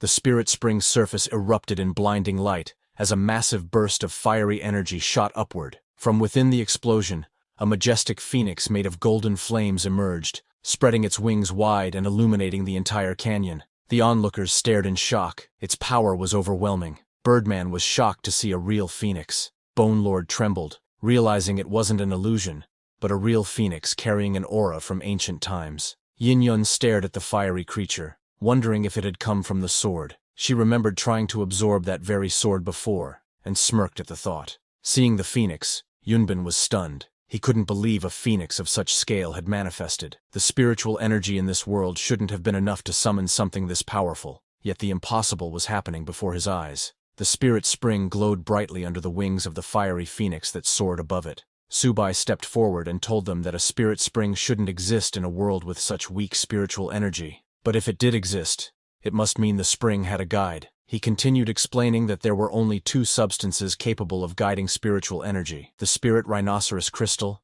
and the guiding mist. Since the guiding mist was condensed from pure spiritual energy, something that shouldn't exist in this world, the only possibility was the spirit rhinoceros crystal. Lin Wangqiu seemed thoughtful, as Subai mentioned that the spirit rhinoceros crystal was useless to humans, but extremely valuable for nurturing divine weapons, one of the top 3 substances for that purpose. Little Snow watched her master, and couldn't help but admire him. Even though he had committed countless wrongs, his wisdom and insight still fascinated her deeply. The phoenix above them spread its wings wide, blazing with divine fire. Its golden flames filled the sky as it shot a fireball toward the ground, engulfing everything in searing light. Yunbin tried to withstand the heat, but the phoenix's fire was overwhelming. The holy flames were so intense that even coming close made one feel like melting. He called it the Flame Phoenix Holy Fire, a power so fierce that even a single touch could dissolve everything it touched. As the fiery phoenix raged across the battlefield, Yunbin realized their situation was hopeless. He shouted for Little Snow to retreat, admitting that they couldn't win against such power. They turned to flee, but before they could escape, a whip-like weapon lashed out from Subai's soul banner, binding Yunbin tightly. The immense force pulled him down, the ground shaking beneath him as he struggled to break free. The flames surrounded him, and the intense heat made it difficult to breathe. But suddenly, Yunbin's body turned into clay, and he escaped from the whip. As he ran away, his face twisted in frustration, and he muttered under his breath that his master had managed to survive yet another day. Seeing that, Yin Yun questioned why Subai didn't chase and finish them off. Lin Wangqiu agreed with her, saying that missing such a chance would make things harder in the future. Subai, still holding his sword, looked at the fading flames and calmly replied that nurturing a divine weapon didn't mean it had fully regained its true power. As the fiery phoenix's form loomed above them, he revealed the truth. The magnificent display had been nothing more than a bluff. As Subai stood calmly, holding his sword glowing with fiery energy, the golden phoenix spread its wings and entered the blade. The radiant light filled the cavern, making the air hum with divine heat. From a distance, Bone Lord watched, admiring his master's strategy. He remarked that his master's understanding of human nature was remarkable, using such a perfect bluff to scare the enemies away without even fighting. Birdman said it was a brilliant empty fort strategy, proving once again how formidable his master truly was. Then Subai turned toward Iron Fist and thanked him for his hard work. Hearing that, Iron Fist was stunned. As a servant whose life could be taken at any moment, he never expected his master to thank him sincerely. Soon after, the group approached the spirit spring. Subai dipped his feet into the glowing water, feeling its warmth ripple around him. As Subai sat inside, he told the others to join in, explaining that 1 hour in the spirit spring was equal to 3 months of cultivation. Hearing that, Yin Yun's eyes sparkled with excitement. She couldn't believe what she heard and exclaimed in joy, realizing that despite being the mighty weapon king, she had only been protected during the battle. Now, she had a chance to grow stronger. Determined, she shouted that she needed to break through and hurriedly jumped toward the spring, declaring loudly that she was coming. But as she leaped toward the spirit spring to jump in, Subai calmly explained that the spring wasn't ordinary. It was a non-Newtonian fluid, soft when touched gently, but hard when met with force. Before she could process his words, she hit the water's surface with full force. The surface instantly hardened, and she crashed painfully onto it with a loud thud, letting out a cry of pain. Lying on the water's surface, she groaned in frustration, scolding Subai for not warning her earlier. The others sat nearby watching her, some amused, others silent. Determined not to lose face, she pushed herself up,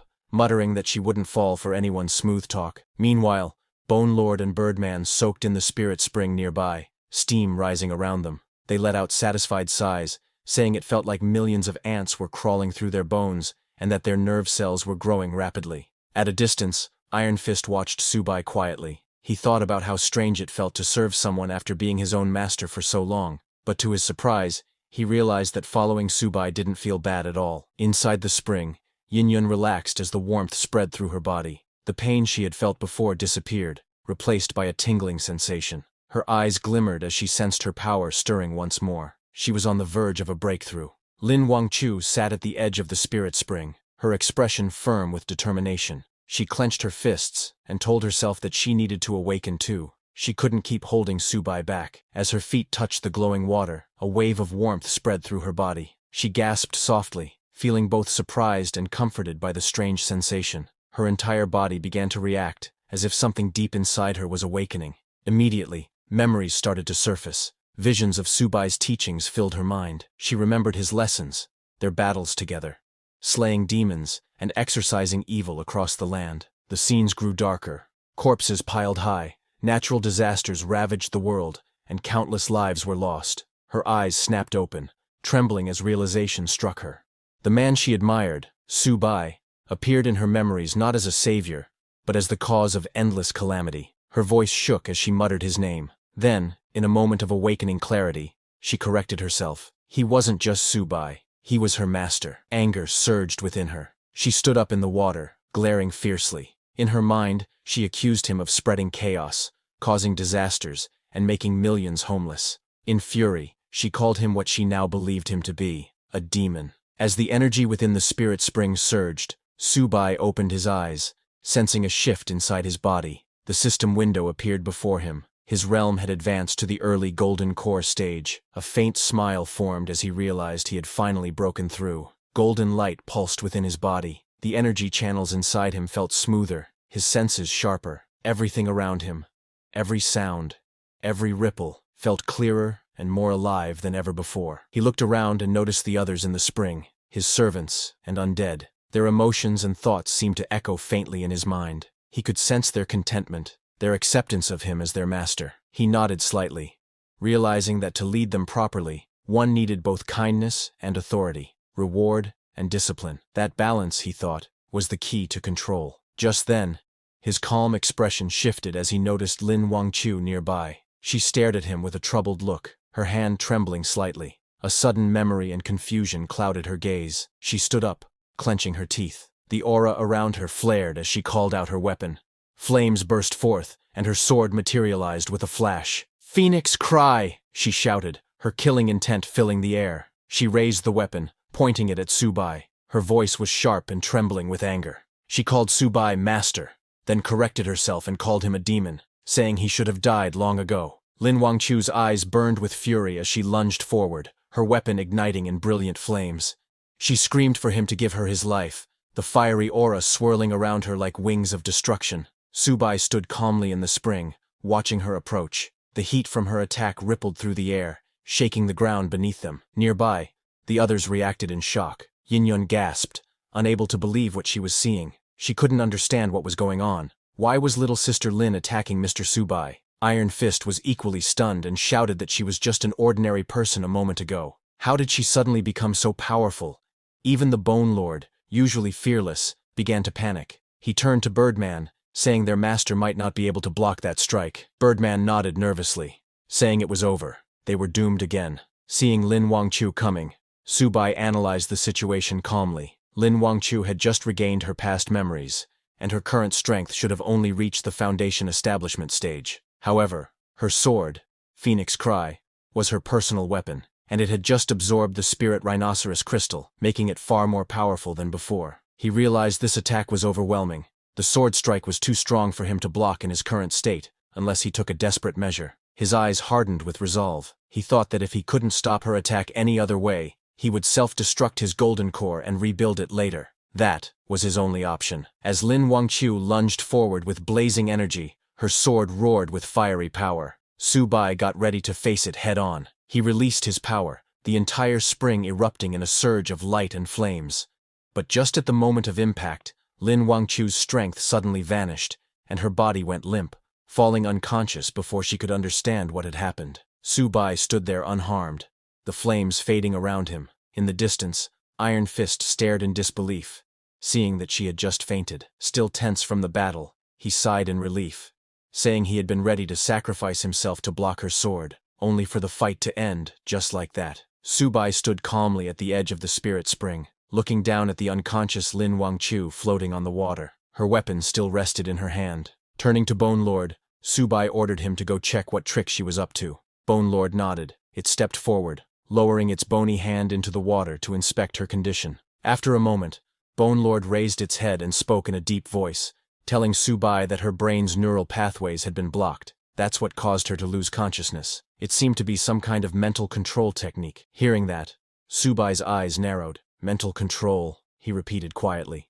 piecing it together. He then remembered Shen Yunbin, the man who had mastered the dark art of manipulating others' minds. Subai thought he should thank Shen Yunbin for this, as he had perfected the evil cultivation's neural control technique. Subai reached down and grabbed Lin Wangchu's sword. His expression turned cold, and he pointed the sword toward Lin Wangchu, thinking that since her memories had returned, there was no reason to keep her around. He raised the sword, the sharp edge reflecting a dim light. But before he could act, his companion's loud cry echoed through the air, asking him to stop. Yin Yun and Iron Fist rushed forward, eyes wide in panic. They stood in front of Lin Wangchu, begging Subai to reconsider. Yin Yun pleaded while spreading her arms in front of Lin Wangchu, telling Subai that if he wanted to kill her, then he should kill her first, because she believed Lin Wangchu didn't mean to attack him. Hearing that, Subai paused, his eyes flickering slightly as he looked at her desperate expression. Subai's eyes grew cold as he let out a sharp snort. With a flick of his hand, he tossed the sword aside,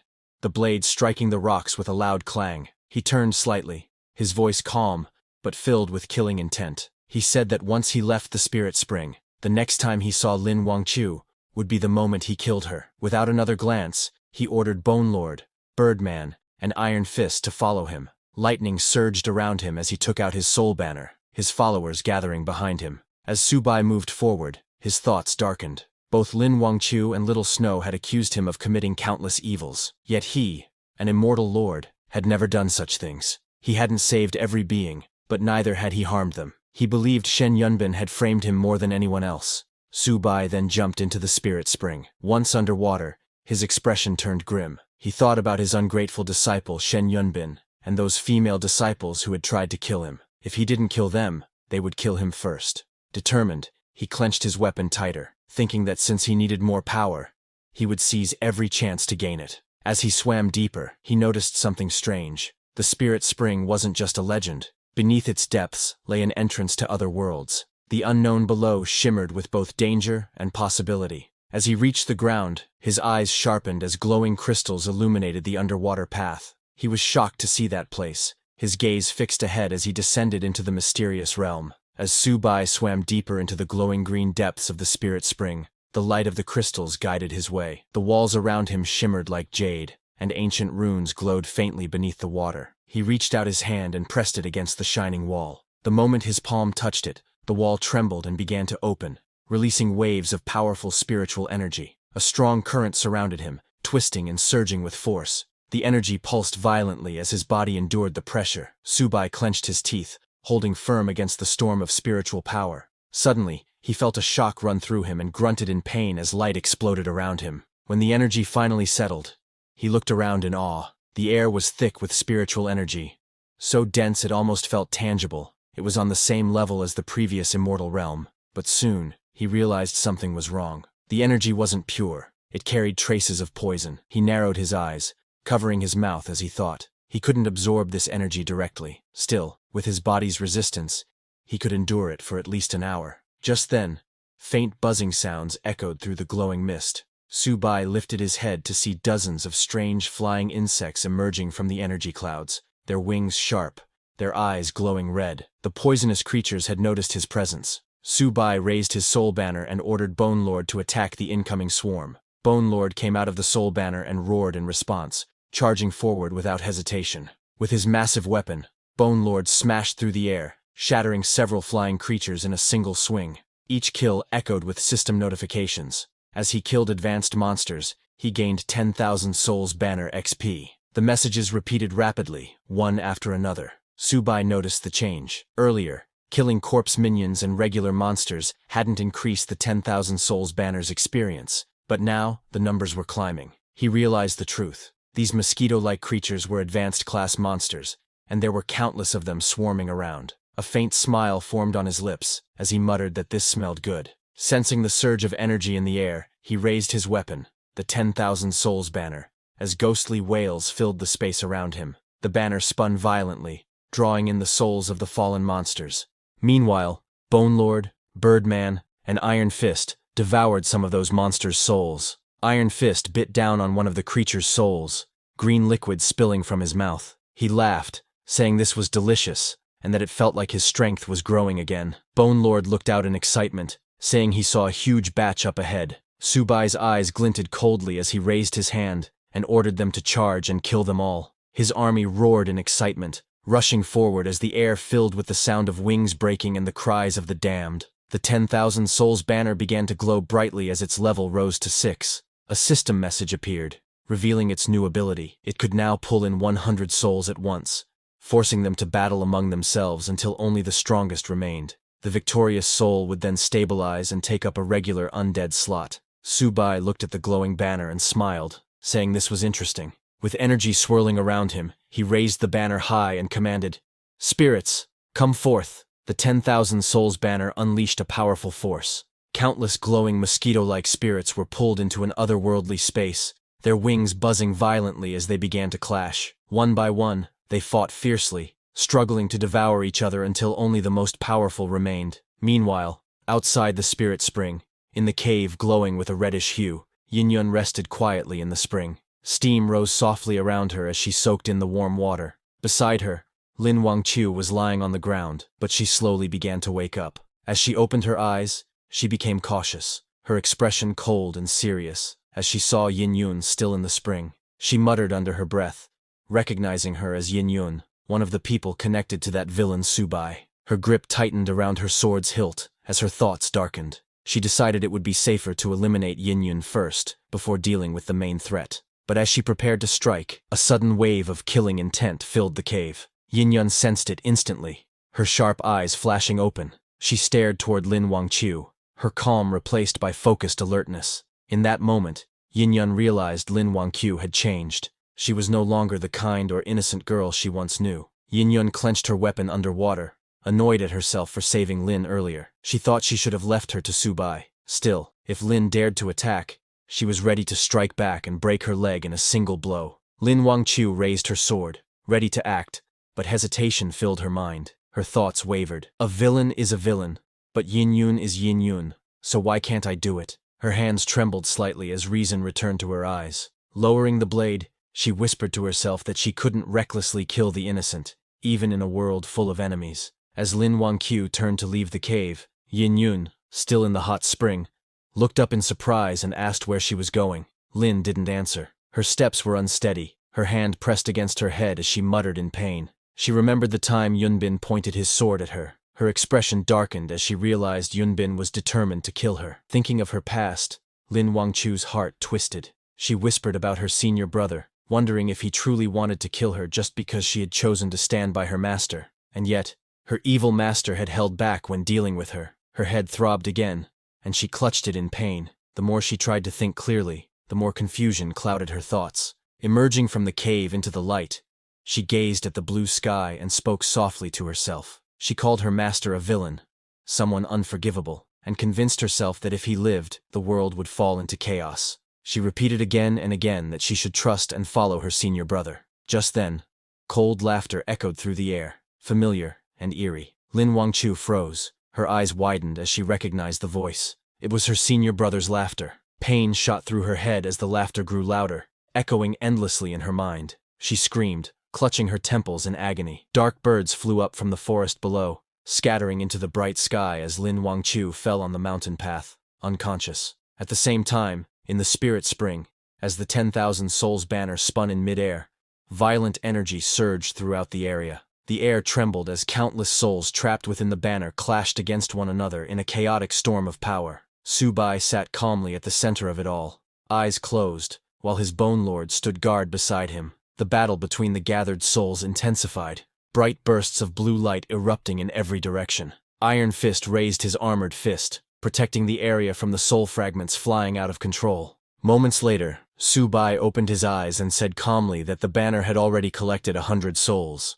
Any more would be useless, as these mosquito-like creatures no longer granted him experience. It was time to move on. He stood up, gripping the 10,000 souls banner tightly. Just then, the ground shook, and a strange sound echoed through the air. His eyes narrowed as something massive stirred in the distance. A swarm of glowing mosquitoes filled the space, parting to reveal a giant among them, a monstrous insect that radiated overwhelming pressure. Its wings buzzed like thunder, and countless lesser creatures hovered around it in perfect formation. Subai's expression hardened. Seeing that, Iron Fist shouted that it was a commanding-level beast, a creature capable of leading an entire swarm. Bone Lord could feel the creature's presence pressing down on them. He was amazed by the creature's strong aura. Immediately, the commanding-level mosquito beast charged forward, its sharp legs slicing through the air with deadly speed. Subai gripped his weapon tightly, his eyes narrowing as the massive insect lunged at him. But before it could touch Subai, Iron Fist stepped in to block the attack with his armored arms.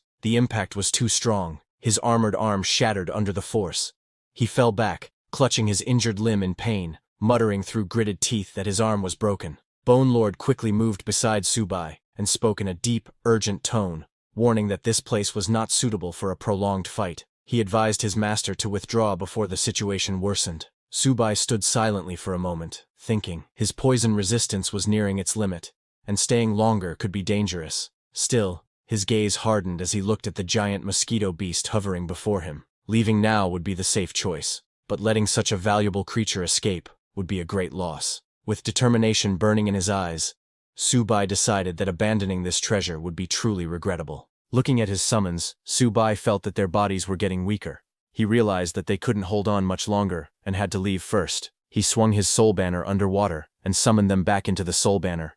Then, from that glowing wall of spiritual energy, he came out of that world. He swam toward the surface, thinking that this world was still very dangerous. He needed to become stronger. He needed to break through. But while he was going, suddenly a very bright light came out of the wall of spiritual energy. Seeing that, he wondered if the giant mosquito was still following him. Suddenly the giant mosquito broke through the wall and came into this world. But just as it entered this world, its large body shrank into a smaller form. Subai looked at the red mosquito and thought to himself that it must have been weakened when it crossed into this world. He smirked slightly at this. He then said that since the mosquito was already here, it should not think about escaping. He raised the banner in his hand and swung it forward, telling the mosquito to get inside the banner. A large space unfolded, and the red mosquito was pulled inside, where many other smaller mosquitoes were. Immediately, the red mosquito started attacking the other small mosquitoes. Subai watched and understood that the red mosquito was suppressed because of its bloodline. He looked at that world behind the spiritual wall and thought that there was still much he had not explored, but he decided to stop chasing other worlds for now. Instead, he wanted to find more spiritual caves so he could grow stronger. He remembered being called the villain by Lin Wangqiu and wondered why that was. He also questioned why Yunbin had betrayed him. To understand these things, he felt he needed even greater strength. While swimming upward through the water, he asked Iron Arms what commanding level meant. Iron Arms replied that he had a catalog and offered it so Subai could understand better. Subai opened the scroll and found detailed information about different factions, lone individuals, and spiritual caves. He was pleased and said that it was very useful. Later, he returned to the red water pool. Yanyun there asked where he had gone. He ignored the question and asked where Lin Wangqiu was. Yanyun replied that Lin Wangqiu had left about half an hour ago and mentioned that she had tried to kill her too earlier. Hearing that, Subai told Yinyun that once someone turns bad, they cannot return to how they were. Yinyun crossed her arms and said that it was good. Ling Wangqiu did not act, or she would have killed her first. Subai got dressed and started walking out. From behind, Yinyun asked where they were going next. As they stepped out of the cave together, Subai told her that they were going to the next spiritual cave. Meanwhile, in the same mountain range, a group of hunters walked along the mountain road. One of them said that there was a place up ahead, and hoped they could find spirit stones to level up again. But then one of them pointed forward, saying someone was lying on the road. It was Lin Wangqiu. They moved closer, and saw a beautiful girl lying there in the middle of the path. Seeing that she was holding a sword, one of them said she must be a mutant. Their leader, a man in a mask, called out to the girl in white named Bai Yu. He told her that he found a mutant who had passed out and asked her to help. Bai Yu looked at Lin Wangchu and suddenly stopped. Her eyes widened. She felt something familiar. It felt like there was some kind of fate connecting them. Bai Yushu placed her hand on Lin Wangchu's chest, and green healing energy flowed out. Yushu told her leader that this girl had suffered a mental injury and that her nerves were unstable, but she also said they were lucky because they found her in time. Suddenly, Lin Wangchu made a soft sound as she began to wake up. She slowly opened her eyes and let out a weak sound. She sat up on the ground, looking confused. She looked at the white-haired girl in front of her and called out to her, saying she was her junior sister. Yu looked surprised and asked if she was being called sister. She asked Lin Wangchu if she knew her name was Yu. Hearing that, Lin Wangchu realized that Yu had lost her memory too, just like her. But then she thought that forgetting things might not be such a bad thing. Yu helped Lin Wangchu stand up, explaining that she had been attacked mentally, and if they had not helped her, she might have gone insane. Then someone asked who could be so cruel as to attack her. Hearing that, Lin Wangchu suddenly remembered everything. She held her head and screamed. She shouted that her head hurt a lot. Seeing that, Yu told Lin Wangchu that this mental attack was very vicious. If she had not treated her, the attack would have killed her. Lin Wangchu remembered someone laughing, and realized that it was her senior brother. She said her senior brother wanted her dead. She looked at Yu and repeated that her senior brother wanted to kill her. She gave a strange laugh while saying it. Hearing that, Yu asked Lin Wangchu how she knew her name. She also asked who Lin Wangchu and this senior brother she mentioned were. Hearing that, Lin Wangchu looked troubled. She asked Yu what she should do. She wondered if she should trust her senior brother, or trust her master. Hearing this, Yu asked which one was good and which one was evil. Lin Wangchu looked down at the ground, and, with a deep voice, said that she didn't know anymore. Yu got confused hearing that. She told Lin Wangchu that she didn't fully understand what Lin Wangchu meant, but she knew that as mutants, their duty was to slay demons, uphold justice, and save the world. Hearing Lin Wangchu agreed. Her eyes became firm. Lightning formed around her body. She said that if she couldn't trust anyone else, then she would trust herself. She said she would fight beside Yu from now on, slaying evil and saving the world. Then Yu Pai's party leader, a man with a mask, introduced himself as Wang Zongyang. He welcomed Lin Wangchu to the Qingyang team. Lin Wangchu then introduced herself. The man in the mask said they would work together to kill evil spirits and save people. Lin Wangchu nodded and agreed to go with them. Then, as the group walked through a rocky path, Lin Wangchu thought the scene felt familiar. One of the men told her that there was a spirit cave ahead, and that spirit stones were inside. They asked her to come with them to pick spirit stones. Lin Wangchu answered softly that she would go. Meanwhile, at Yangshi City, in ruins, the sky was red, and the ground was covered in broken buildings and dust. Subai and Yinyan arrived there. But just as Yinyan looked at the city name sign, she got shocked, saying this was wrong. Hearing her, Subai got confused. He said that according to the map, the spiritual cave should be ahead. But Yanjinyan told him the place in front of them was Yangshi City. Hearing that, Iron Arms explained that Yangshi City was the first place where a disaster happened in the eastern province. Many people died, possibly over 1 million. More than 10 teams of powerful fighters came to help, but they were all killed. With a serious face, Iron Arms told them this place had become like hell on earth. But Subai didn't listen to them, and entered the city. Yin followed him, asking him to wait for her. She thought quietly to herself that she had gotten stronger recently, so she should be able to protect herself. Also because Subai was with her, she believed there was nothing to fear. Then suddenly zombies appeared. There were thousands of them. Seeing them, Yunjin thought that although these zombies were not very strong, their number was huge. But without any hesitation, Subai walked into the ruined city.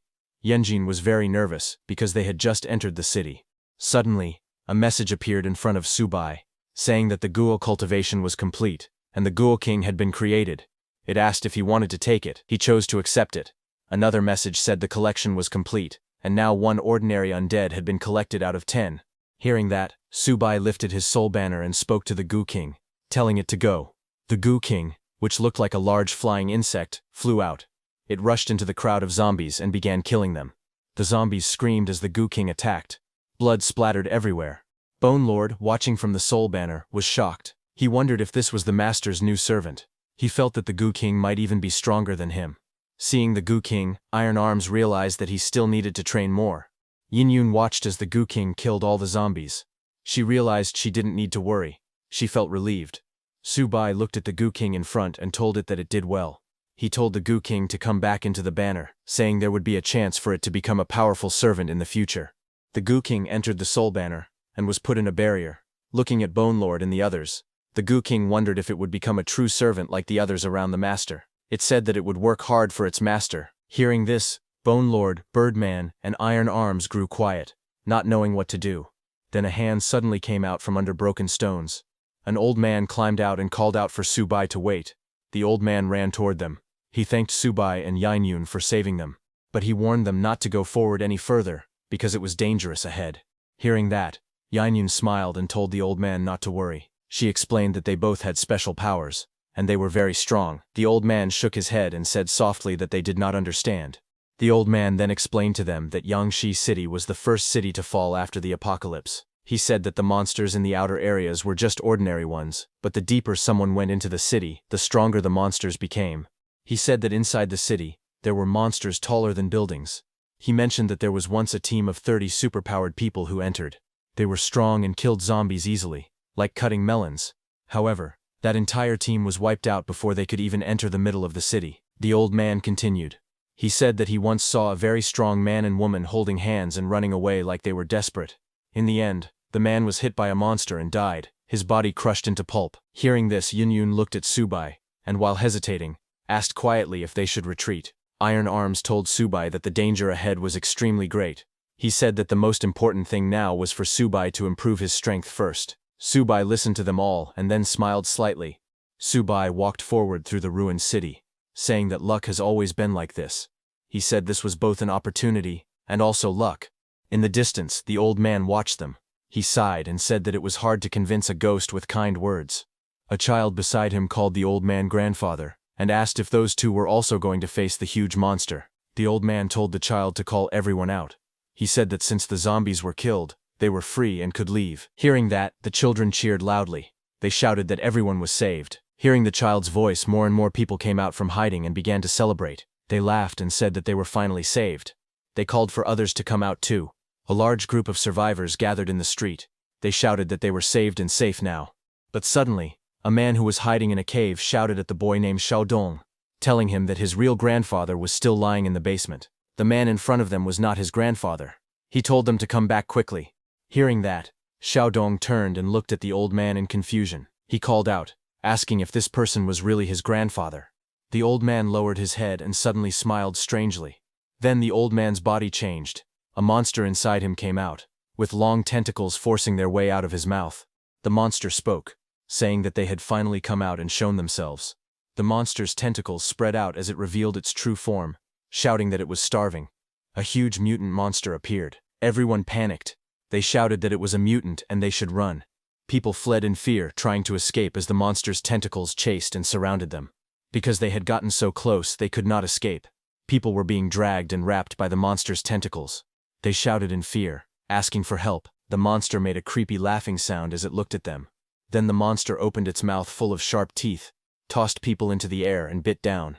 Blood splashed everywhere, as the monster, extremely hungry, ate them all. Yanjin looked around the empty street. She lifted her head toward the tall buildings and said that the place smelled strongly of monsters. Even so, she noticed that there wasn't a single monster walking on the road. Her expression showed confusion as she stood ready with her weapon. Far ahead, Subai walked calmly with his weapon resting on his shoulder. Yanjin followed behind him, but the shadows of several monsters moved quietly around them. Yanjin suggested that they should take a detour, but Subai told her to hold on because they were almost there.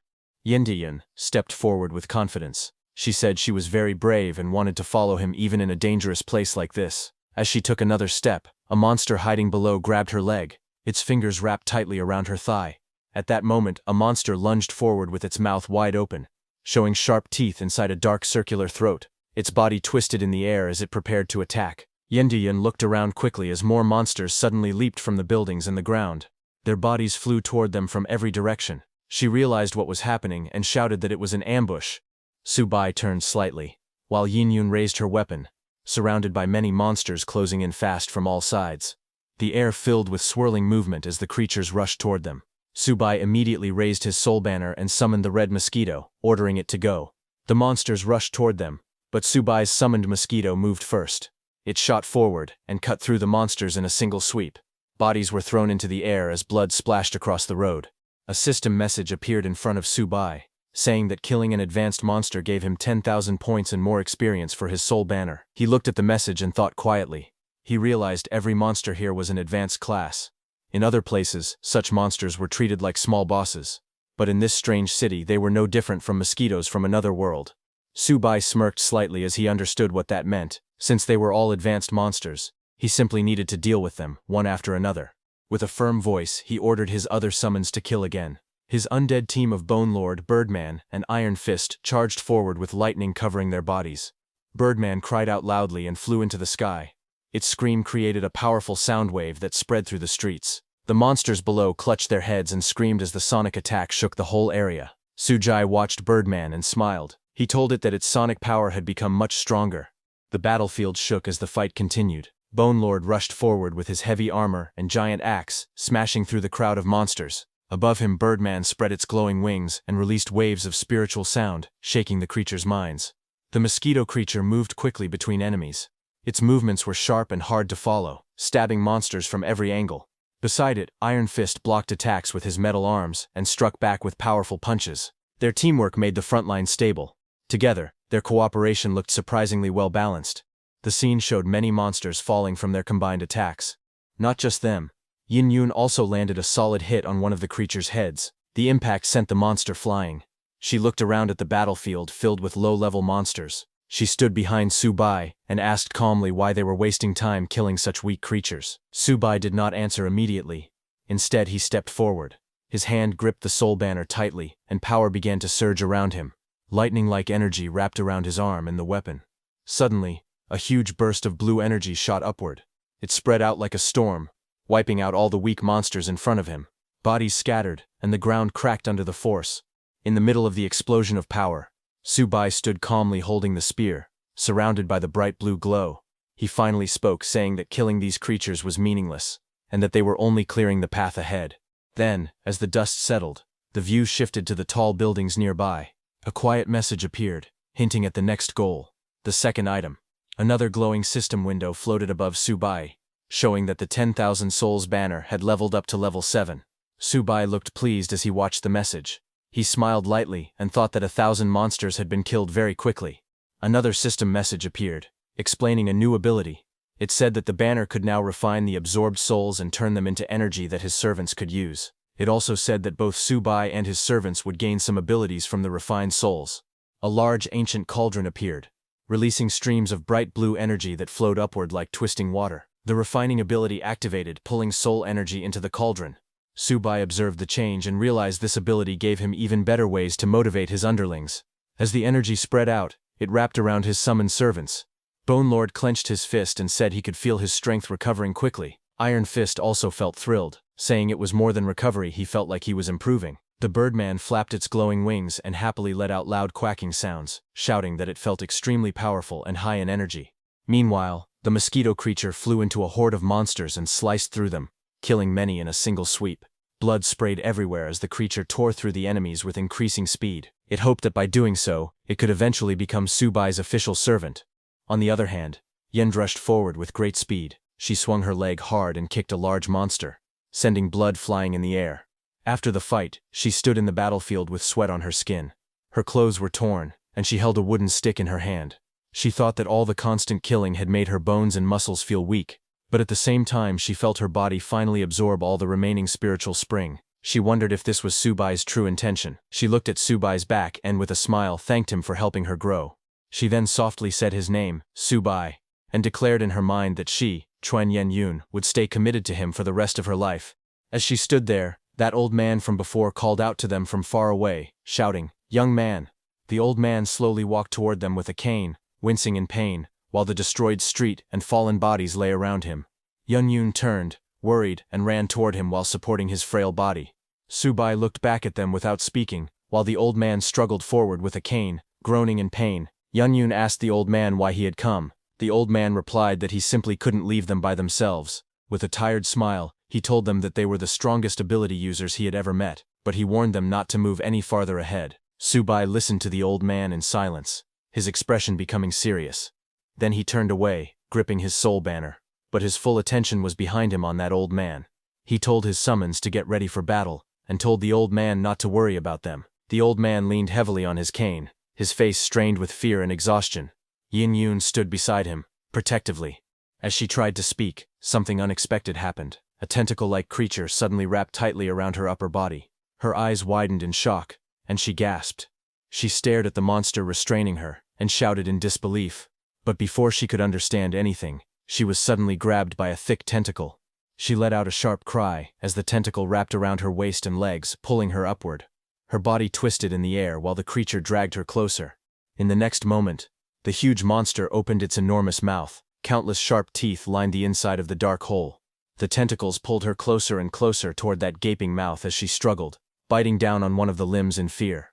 Far below, Subai rushed forward. Blue lightning wrapped around his soul banner and crackled wildly as he prepared to attack. His body shot upward with incredible speed, surrounded by streaks of electricity. The soul banner extended forward, glowing brighter as he rose high into the sky. He struck downward with a powerful blow. His attack cut through the monster's tentacles, sending Yin Yun flying out of its grasp. The giant creature's limbs split apart, shaking violently from the impact. Yin Yun fell through the air, her body spinning, while Subai dived down beneath her, trying to reach out to catch her. His one knee pressed against the street as he caught her safely in his arms before hitting the ground. When Yin Yun opened her eyes, she saw Subai standing straight beside her. She leaned against him, breathing hard after the near escape. He remained calm, holding his soul banner at his side. He proudly announced that he had reached the Golden Core stage, and that his perception ability had improved. He told that tentacle monster that he could sense an aura full of death, and that such a trick would not fool him. The giant monster's massive tentacles writhed in the air as its body shifted and pulsed. A thick mist spilled from its form while loud, heavy breaths echoed around the ruined street. Yin Yun coughed weakly, her body trembling. She looked ashamed and murmured that she had been a fool. Subai held her close, glowing green energy flowing from his hands into her chest as he healed her. His gaze was calm and focused. He told her not to talk, and reminded her that she was lucky to still be alive. Even while wincing from the pain, she whispered to him not to worry about her and urged him to handle the monsters instead. Above them, the monster suddenly burst into laughter. Its enormous limbs moved apart, revealing a row of glowing eyes hidden beneath the folds of its flesh. Drool dripped from its sharp teeth as it taunted them, saying that it didn't matter if they had figured out its trick. The creature's mouth expanded into a giant circular maw full of spiraling teeth. It roared that today, Subai and his summons would become its meal. Subai tightened his hold on her and stepped back, preparing for the imminent strike. But before the monster could attack, the Bone Lord suddenly leaped forward with his massive sword raised. His eyes glowed fiercely as he shouted at the monster to stop its rampage. He declared that if anyone wanted to touch his lord, they would have to go through him first. In a burst of speed, he clashed with the monster's tentacles. His blade sliced through the air again and again, while the monster's limbs whipped toward him. The street shook from the impact. Bone Lord laughed boldly, saying this was simply how he fought. Above the battle, the giant red mosquito hovered with its wings buzzing rapidly. It boasted that speed and assassination were its specialties. As it prepared to attack, the huge monster with many tentacles stood in the ruined street as its long limbs twisted around its body. The red mosquito suddenly landed on the monster's shoulder, its wings beating fast under the red glow around them. The monster did not react at first. The mosquito lowered its needle-like mouth and jabbed it into the monster's flesh. Blood splashed out as the sharp needle broke the skin. The monster's tentacles moved wildly the moment it was pierced. It swung its arms and tentacles with great force, shaking the mosquito away. The mosquito flipped and fell through the air as the monster's limbs smashed around, filling the scene with violent motion. Then the monster looked down with a cold expression, its sharp teeth curled into a grin. In a low, mocking voice, the monster called the mosquito a noisy thing and asked if it was even worthy of sucking its blood. Far above them, a figure rushed downward through a tall blue light. The shape of the man's body was clear as he dropped at full speed. He shouted "Monster!" as he fell like an arrow. It was Iron Fist, who shot down with his fist pulled back, his face full of determination. As he came close, he yelled for the monster to take his punch. His fist slammed into one of the monster's tentacles with explosive force, sending shockwaves in all directions. The impact created a loud burst of light and sound. But when he landed, Iron Fist's expression changed suddenly. His eyes widened, and sweat rolled down his face. He shouted that something was not good. The monster's body suddenly swelled and opened like a giant trap full of sharp spikes. Iron Fist fell straight toward it, and he looked shocked as he shouted that it was a trap. Before he could react, he dropped into the middle of the creature's expanding body. Then the monster closed around him, and he reappeared on top of its swollen back. The monster's tentacles wrapped and moved with terrifying speed. Iron Fist pushed himself up, but blood splattered around him. He yelled for his lord to run. He said this monster was stronger than a commander-level creature. Immediately, Bone Lord rushed forward, shouting for Iron Fist not to panic. He said he was coming to save him. Iron Fist warned Bone Lord to be careful. While he was going, suddenly one of the tentacles that Bone Lord had cut earlier attacked. Bone Lord was shocked to see that the tentacles could survive independently. The monster attacked the Bone Lord with huge force, sending shockwaves through the street. On the other hand, Yin-Yun slowly opened her eyes. Her green pupils looked weak, as if she was waking up after being unconscious for a long time. She found herself in the arms of Subai. He explained to her calmly that in a place filled with zombies, an old man had appeared to give advice, and anyone with basic common sense would know that such a thing was not normal at all. Yin-Yun lowered her eyes and nodded softly. She said she understood. Then she looked up again, her cheeks turning pink. She told him not to be so harsh with her. She reminded him that she was still just a girl. In the next moment he let go, and she slipped from his arms with a shout of surprise. She landed awkwardly, staring at him in shock. He looked down at her and replied bluntly, telling her that she did not act like a girl. She winced and warned him jokingly, saying that what he said was enough to get someone killed. She then sat on the ground in frustration, pouting with an angry expression. She muttered to herself, wishing that he, being such a straight-faced man, would remain single forever. Not far away, the massive tentacle monster towered over the destroyed city. Subai now stood facing it, holding his weapon. Yin-Yun sat behind him, watching as he prepared to confront the creature. Subai reached a calm state after forming his golden core. He realized something important. He understood that he still had not found his spirit sea. Because of that, he quietly admitted that he did not know what he was able to touch inside this inner space. He reached out his hand toward the strange glowing subspace in front of him. Light flickered, forming glitch-like colors around the surface as he got closer. As his hand neared it, he suddenly felt something change. His eyes widened slightly. The bright light washed over his face, and he gasped softly, realizing that something unexpected was happening. The next second, his hand gripped the handle of a weapon that began to reveal itself from the glowing surface.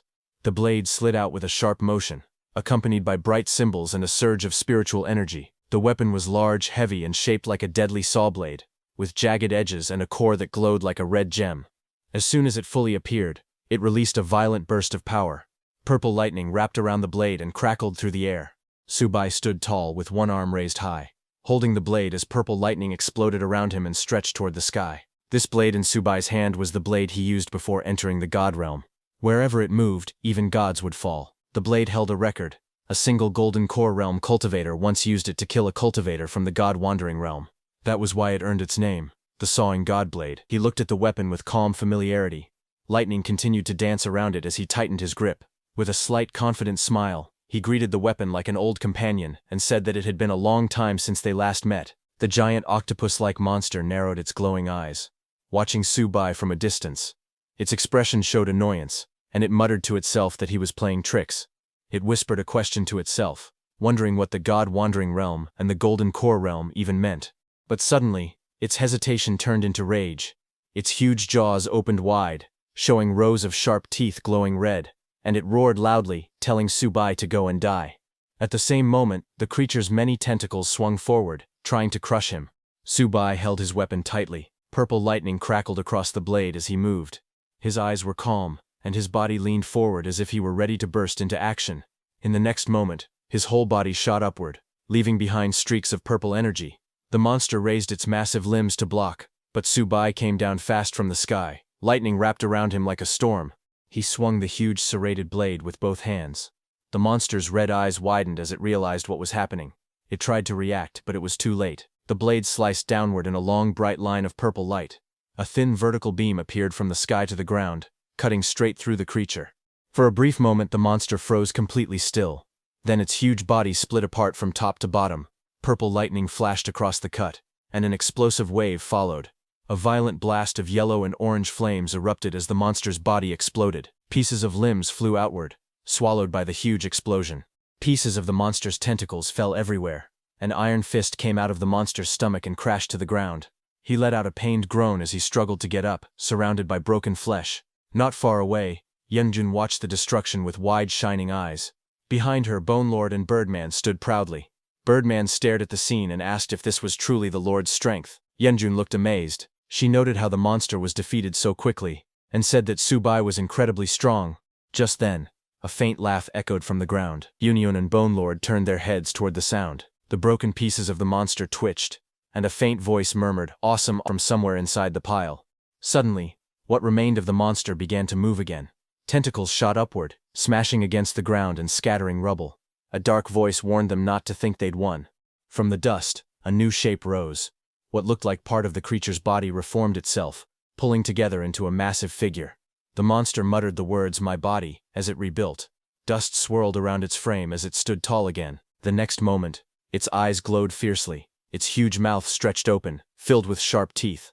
The voice grew louder, screaming that its body was invincible. That's all for today, everyone. Before we wrap up, I want to let you know that we've recently launched a membership program here, where you can enjoy perks like early access to videos and soon, exclusive content just for members. You'll also receive custom badges and emojis to enhance your interactions. If you're interested, consider joining our membership to enjoy these benefits. Check out the link in the description to join. See you all in the next video.